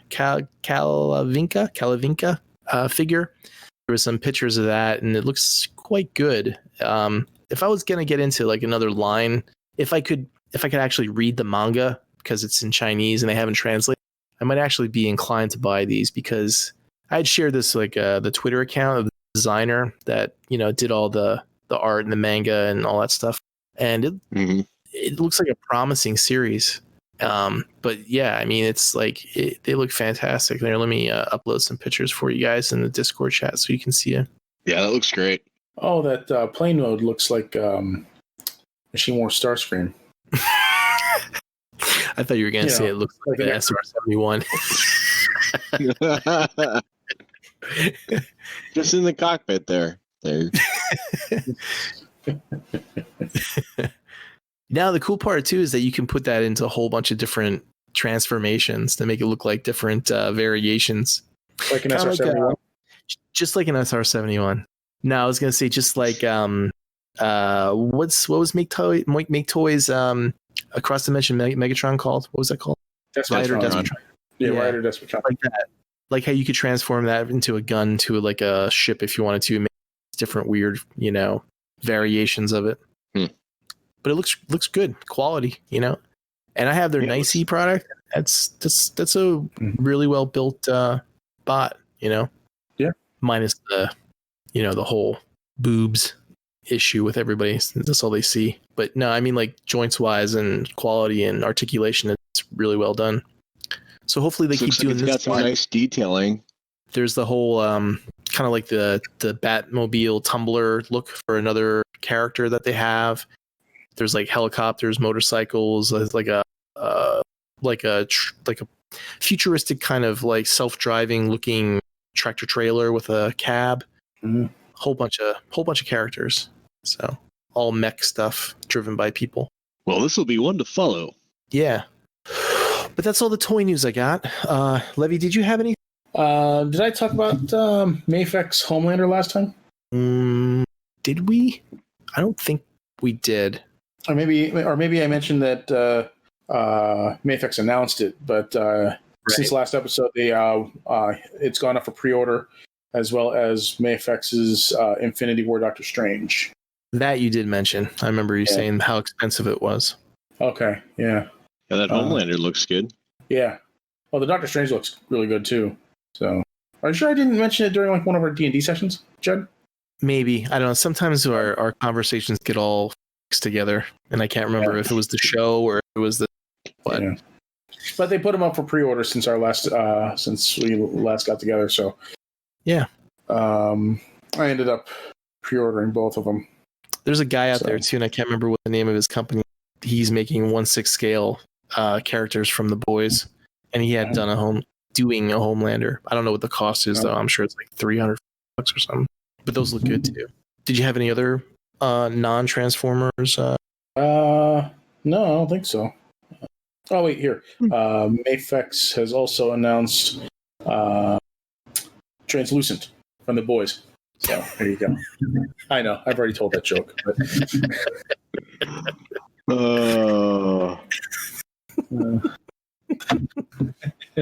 Yikes. So many accessories. I know. Like I said, I just don't like head sculpt on. It just doesn't look right. One thing I did see was quite interesting was the Kingdom line. You know, all those dinosaur fossil type of add-on characters and stuff. Yeah.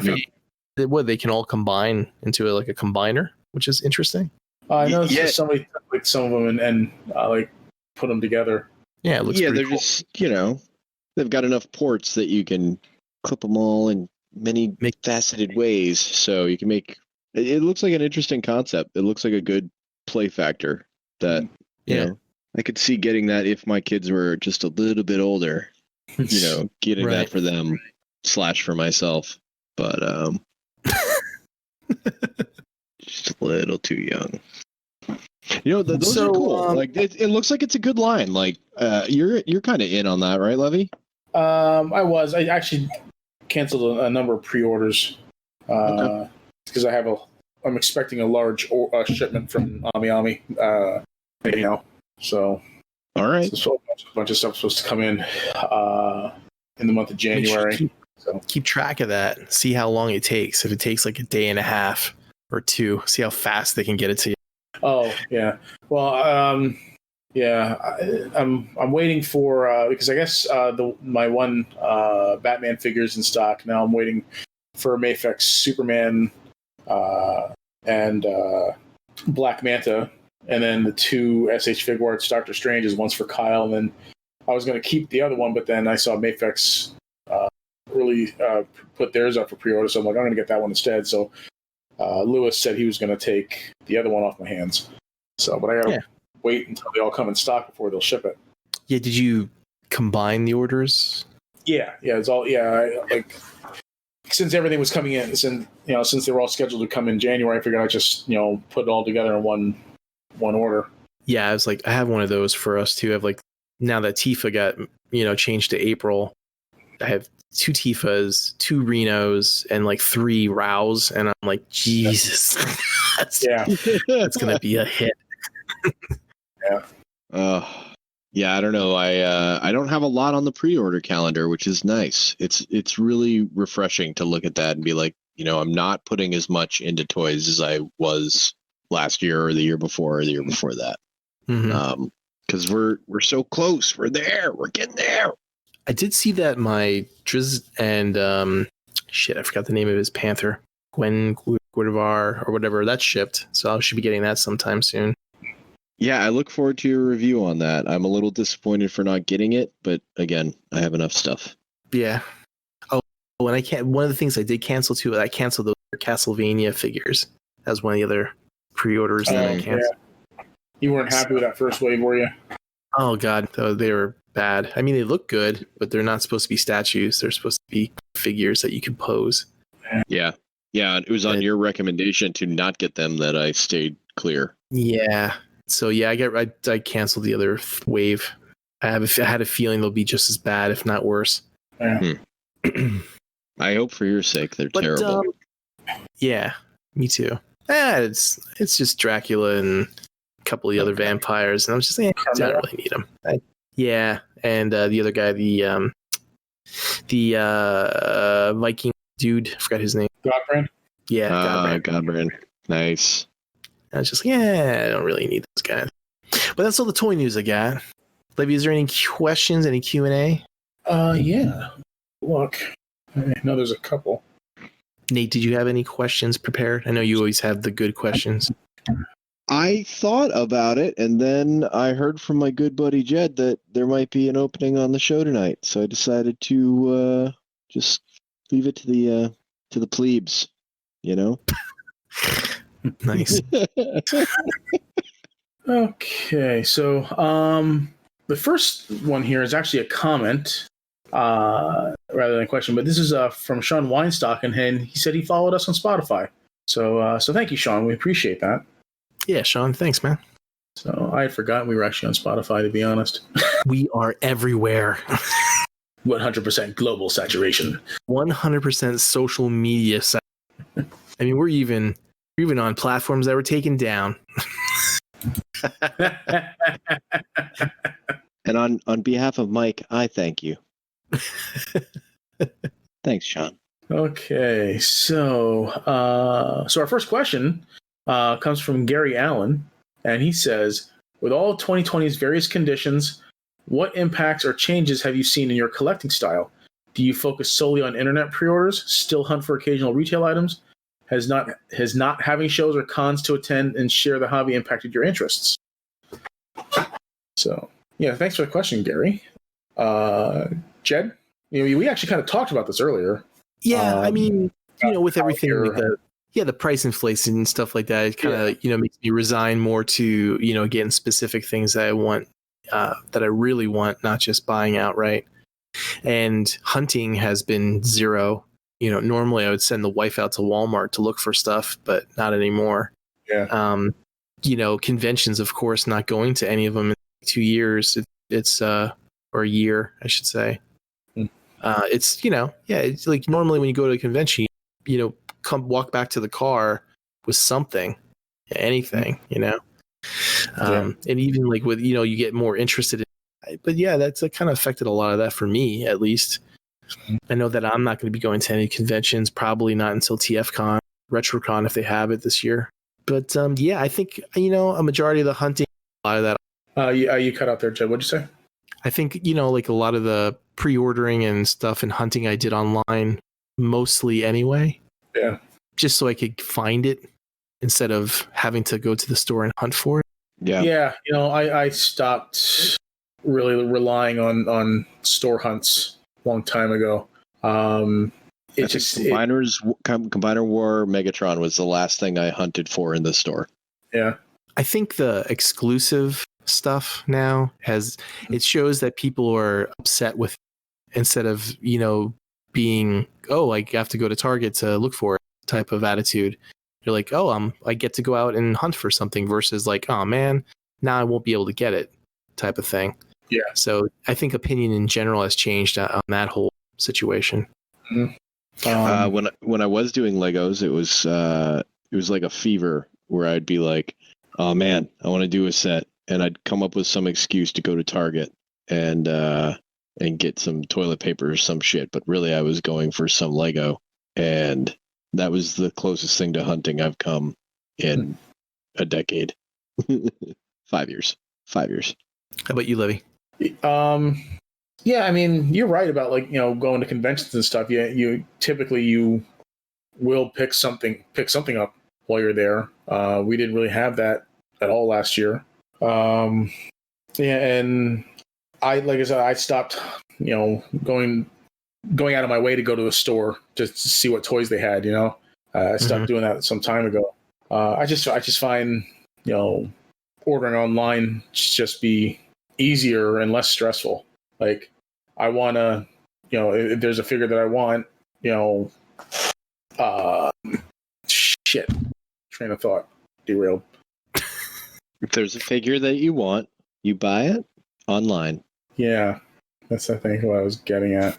But I mean, now with the whole Target exclusivity bullshit, and scalpers and bots and stuff, that's been kind of ruined now. Think Yeah, of, they actually put some hunt back into it. think of your hunting for your video card and how stressful that was for you. Yeah, it was irritating. It's definitely irritating, especially when you're trying to get on, when you're on the website and you're waiting for that exact time they said it was going to go for pre-order, and you hit refresh and it goes from coming soon to sold out without even ever seeing the add to cart button. Right. That got frustrating. I did, a lot of my hunting would like be at Walmart for things that are discounted. If like a legend that's been out for a few months, like hit the discount rack for like $8. That always was a nice thing to do. Like look at the clearance section for things, or if like GameStop had their fill a bag, get whatever 15% off type of stuff. Mm-hmm. Yeah. That's probably what I missed the most. I think. The other thing that ruins the in-store hunt is that at least the stores around here never stock the shelves ever. It seems like the toy shelves are practically bare. And it's as though they don't want to sell toys, or that whoever is running the department just doesn't know the market at all. Because you can sell Transformers, you can the lack of G.I. Joe on the shelf but that's a whole different thing. I asked the one stock guy the one time how that whole thing worked, right? And he was saying that, regardless if like say a wave of characters came out or whatever, they would like for more until like the other ones were sold too that had been warming pegs, and they would just wait because they kind of grouped it all together, which is odd. So it'd be here's all your Marvel Legends, here's all your Transformers. So until a certain amount of product was gone, because the people that are ordering are looking at it as a number price thing, not as these characters are going to sell more than another character. Right. So that's a lot of reasons why a lot of the time it's empty, or they want to actually relocate the stuff and they want to get more shelf space for other things to fill it, because maybe those Legos are selling a hell of a lot more, than your Marvel Legends are. Yeah, but all of that's like a catch-22. You make a big ass display and it draws people and they buy stuff. True. I don't know. I just think that it'd be nice if they actually wanted to get products into people's hands. I think that would be the best way to do capitalism. I want a thing. I have a reasonable amount of American dollars. You give me the thing. When you have a retail store, though, and you're selling toys, you're going to look at things that kids are buying more often, or parents than, say, collectors, because a bigger market, that's the more sales you're going to make. So that's why you always see like Hot Wheels or Matchbox is like always filled. And it's not like they're not selling. It's because they're always turning it over so fast. Yeah. So, and that's because it's for kids, versus like collectors. And not all kids want to play with like action figures anymore. Yeah, but there's like cars. A dependable, like you could, they've got cameras in these stores. They can do the math and be like, okay, every Thursday, these 6 assholes walk in throughout the day, and they always go to the toy aisle and they stare at the Transformers and then they walk away in frustration. Let's try it putting some toys in front of them one week and see what happens. Oh shit, they all bought the whole wave. Every single time we put the wave out, every single one of these guys in their 30s and 40s bought the entire fucking wave and walked out with a huge smile on their face. Like, can't they do that research and sell us some fucking toys? Because we'll do it. Like, we'll buy the toys. Sorry, rant. I actually think that's not legal. I think as much as a good marketing idea that be, I think that goes against like PII, stuff that you're not allowed to like specifically identify customers that and then market certain things toward them like that. I think based on security cameras anyway.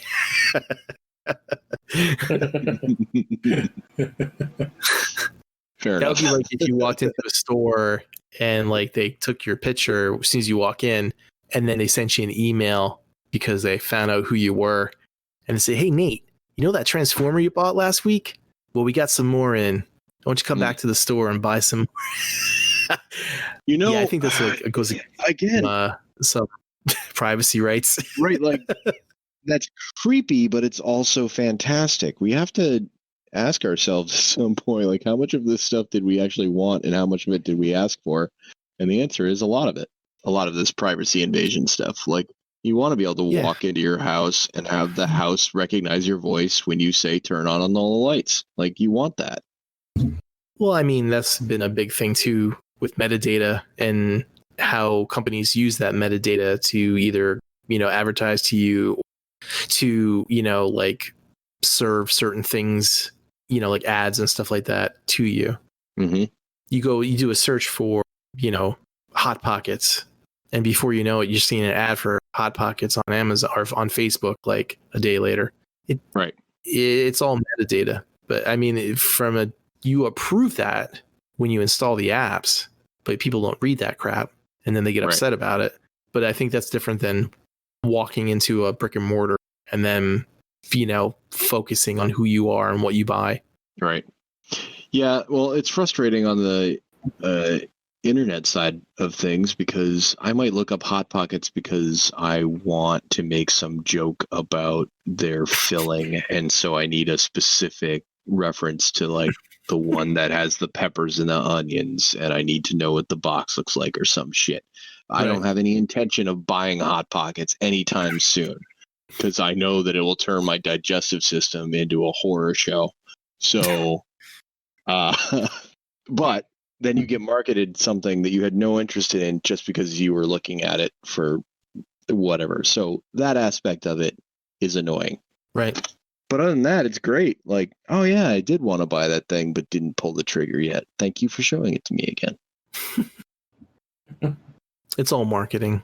Like Hasbro has a really good marketing scheme going now with their fan First Fridays and, Star Wars Mondays and whatever all that other crap is. The reveals. People get excited and because they can get it right away, and it's good. It's good marketing for them. People are buying it that way. That's all we want to do. Buy toys and have somebody tell us that we got a good deal on it. Do we have any other Q&A stuff? We have one more question. This comes from Jared Bell, and he says, Super Bowl, whatever number it is next weekend. I don't know Roman numerals, and I don't know what the Super Bowl's up to. But, that's next weekend. Who you got? Going Chiefs, myself, go Birds. I don't even know who's in it. Yeah, neither do I. Apparently it's Chiefs, but, Tom Brady. Who's Tom Brady playing for? No. Broncos? No. Not the Chiefs. How about that? Chiefs. So everyone's rooting for the Chiefs. Yeah. So the other team that is in the Super Bowl is the one that Tom Brady is playing for. Yeah, the Buccaneers. Do you guys follow football anymore? Nope. I haven't been following it at all. Oh. Nope. So Sundays are for family. But I'll watch the Super Bowl. I always watch the Super Bowl. Yeah, it's an excuse for me to make and eat some wings. Mm-hmm. Yeah. Oh, I just saw a question that my wife posted from a radio. What is the number one food that people eat during Super? Nachos. Nachos. I was going to say nachos. Nope. No. My answer was wings. I would have thought it was Tums. I thought it was wings. It's mozzarella sticks. Really? Huh. I knew it wasn't wings. That's what I had heard before. I knew it wasn't wings.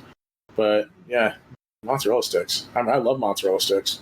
I mean, there's nothing better than a good mozzarella stick.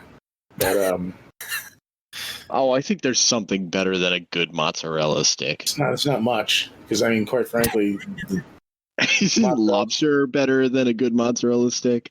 sure, absolutely, but Boneless mozzarella sticks. put some lobster in those mozzarella sticks. Now you got a winner. Ooh, Yeah. nice. It's like lobster mac and cheese, except Yeah. you're not putting anything in the way between you, the cheese, and the lobster. Mm. Except fried breaded goodness. Risotto, a good lobster risotto is good too. But yeah, you're definitely on with the mac and cheese and stuff. We've been ever since I got the recipe from my one friend. We've been making macaroni and cheese for the kids all the time, and it's just cheese, some pasta, and a half a stick of butter. And that's it. And it's delicious. But I'm gonna actually make some of that for Super Bowl with some ham in it and smoke it out on the grill with some smoked wings too. Nice. I'll make some ribs. Ribs are always good. I'm gonna make some hot wings. Yeah, do you do the rib thing for Super Bowl all the time? Not all the time. I just feel like ribs. I thought it was like my mind. No. My mind might change day of, but with ribs, I really should do them the day before anyway. Get them slow roasting all night. Right up. So I think majority of people are actually rooting for the football team that does not include Tom Brady. Yeah. Which is unfortunate. So I grew up in Maine, and our closest team it would be the New England Patriots. So I was a Pats fan, quote unquote fan, because clearly I don't sports ball very well. And so it's been rough. It's been a rough go the last few years because everybody hates the team that I grew up on. But here we are. So yeah, for me, football is the opportunity to eat fantastic food. You know, it's Usually funny with friends. So if your team wasn't in the Super Bowl, you're like, I'm just so I can eat some food and watch the commercials or whatever, movie trailers. But nowadays, they usually release the commercials and trailers like a day or two ahead of time. Mm-hmm. And there's, you're not going to a party this year. If you are, shame on you. But you're not going to a party this year. And like you said, you're going to see the commercials the day before. So COVID. You really just want the wings.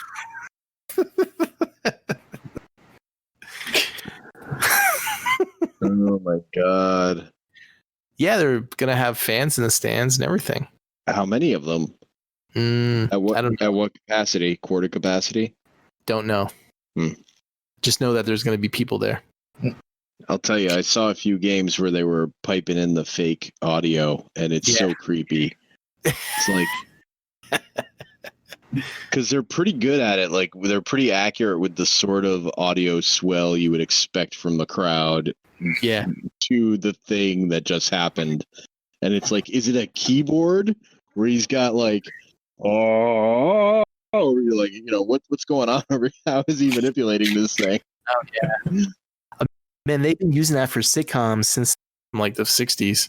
I know, but it's somehow different with sports versus like canned laughter. Well, yeah, the boos, and then you have the or the Yeah, and they're all pretty unique to the situation. So anyway, that's sure there's some type of sound designer out there sitting there, filling it all in as stuff happens. Or maybe if the reason it's so creepy is because it's an AI algorithm. Yeah, that could be too. Good call, Levy.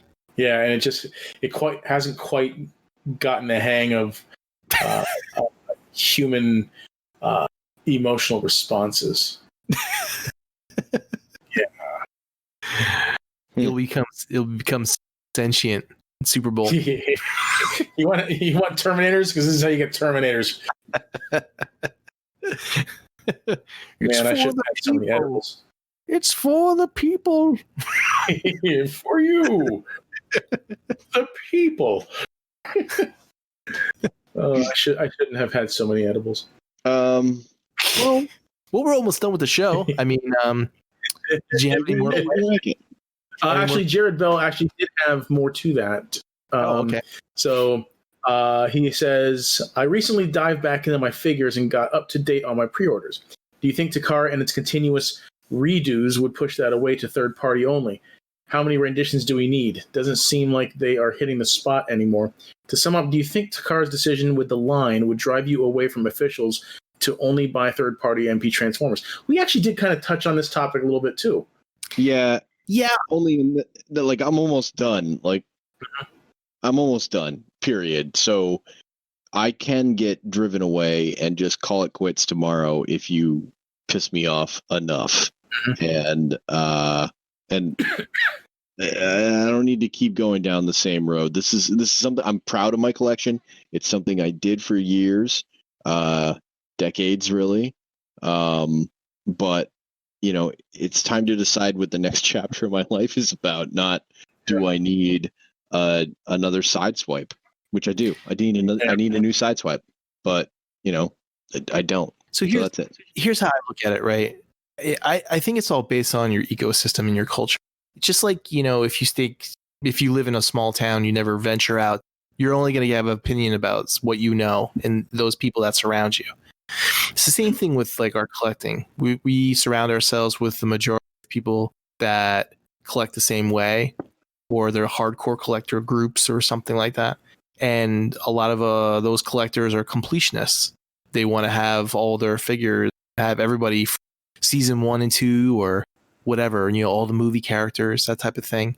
So as a business model, that doesn't make sense at all, because you're still having all these people are going to buy popular figures because those people that are going to buy that are not hardcore. They're not going to be completing it. They don't care if they have a Thundercracker, or they don't care if they have like a Headmaster. All they care about is like that one character that they really liked, you know, when they were growing up as a kid, and they want to put them in on the bookshelf of their office, right? And that's Optimus Prime, or that's Starscream, or that's Megatron, or it's, you know, and that's why they're repeating, you know, these versions of these characters, because they sell and they make money, and people who aren't, you know, completionists will buy them. And there's always that new customer who hasn't bought any of them before, and they just see it because it's brand new, and they're like, oh, I really liked Starscream growing up as a kid, or oh, I really liked Optimus Prime growing up as a kid. I got some extra money, you know, from my, you know, supplemental check or whatever. I'm gonna pick him up, you know, and that's exactly where a lot of that money comes. But the problem is that we live in this bubble where we all think that we should have every character from every series or whatever what we want, and the people that are surrounding us what we want, and we're a very small minority of that customer base. I mean, we're only like a few thousand people versus, you know, tens of thousands of people. Right. And that's why they keep repeating it. That's why we have version 3, version 4 coming up, or, you know, that's the reason why. And, you know, the hope is that they do legitimately get better. Mm-hmm. You know, if we're looking at Starscream as being really 2.0 and not 3.0, they even did get better from 03 to 11. And this one is going to be, quote unquote, better. Like, it'll have better articulation. The paint will probably be better. The materials used, the engineering will be better, but it might look goofy, you know, like because of the giant torso thing they're doing. But I'm fine with that. I like it. Or not torso. It's more the waist that looks weird. Why do you think those reissues did so well? Like the G1 reissues, and they were selling them for like $50 or more. You know, Hot Rod Prime. I didn't think they did well. I thought they all went on clearance eventually. I don't think so. I know for a fact that tons of people were buying those. They were always, you know, gone. I know that they mentioned like their reissue was a good seller. Yeah. But I mean, they all hit nostalgia points. There were, you know, Soundwave. It was the Constructicon set. Like, you go in that toy aisle with your kid, and he's looking for a new Matchbox, and you're standing there like, oh man, that looks just like what I had, and you're like, it is just what. Oh, I'll throw $50 down on it. It's nostalgia, and you're like, oh, I got Prime again. Yep. Or I always wanted a hot rod, and I never got one when I was a kid because my mom wouldn't buy them because they were too expensive. And that's Yep. Or I'll get it for my kid. But do you think those people? Do you think they're marketing for completionists at that point? Well, we want to have all the G1 molds redone and resold and put out. No, they're just hitting. You're just hitting the sweet spots. Yep, you're right. I remember Bobby talked about this in one of his videos. There's like, I think he said 5 or 10. I forget how many. I think he said like characters that are like the characters that are the main characters that everybody knows and is like the most popular. You got Prime, Grimlock, Jetfire, Megatron, Starscream, Soundwave, and then I think that's it. And as long as you like sell those guys, that's, you know, where the money comes from. Mm. Now I might be 100% wrong, but I think I'm pretty spot on with that. It's a damn shame. I would love to see some good news stories along the lines of last Stand of the Wreckers, where they told some news stories with characters that had never gotten the spotlight, and it made them interesting. Yeah. And I'd like to see something like that, where, you know, Prime's dead. We're on a different planet. None of the Autobots and Decepticons we know are even in the story. They don't matter. This is something else. Show me that. Wouldn't it be like wouldn't Windblade be like one of those? It's new character, popular, they sell it. She's in cartoons now. Yep. Main character type of thing. Yeah, and I don't buy mainline, but I bought one of her, you know, because I was like, oh, this is interesting. Way to go. Way to go, Hasbro. But even the basic, simple team of Dinobots, you would think that they would do masterpieces of. They haven't. Mm-hmm. Only, right? It's the Grand Slam. You got Dinobots, you got robots and dinosaurs. Kids fucking love them. Adults love them. We would buy all of them. I don't know why they haven't done them. Right. There's no trademark on it. Yeah, there's no licensing fees. Right. But why? Why do another Prime instead of doing because more people will buy Prime than Swoop. Mm-hmm. That's why. Yep. You made me very angry, Jed. I thought they were doing it for me. We are Come exceptions. to find out, they only are doing it for their bottom dollar. Yep. Son of a. All right. Well, on that note. What else you got, Levy? Is that it? That's it. All right. Well, I mean, that kind of moves on to Beast Wars news, but we kind of ran out of time. So I'll have to catch up with that again next show. Mm-hmm. Mm-hmm. Mm. Man, I love Beast Wars news too. Next time. Yeah. Sorry, Nate. Rawr. Maximize. Who wants to do the end? You want to do it again, Nate? Or Levy? No, you. Go ahead, Nate. Enough's enough. We're out.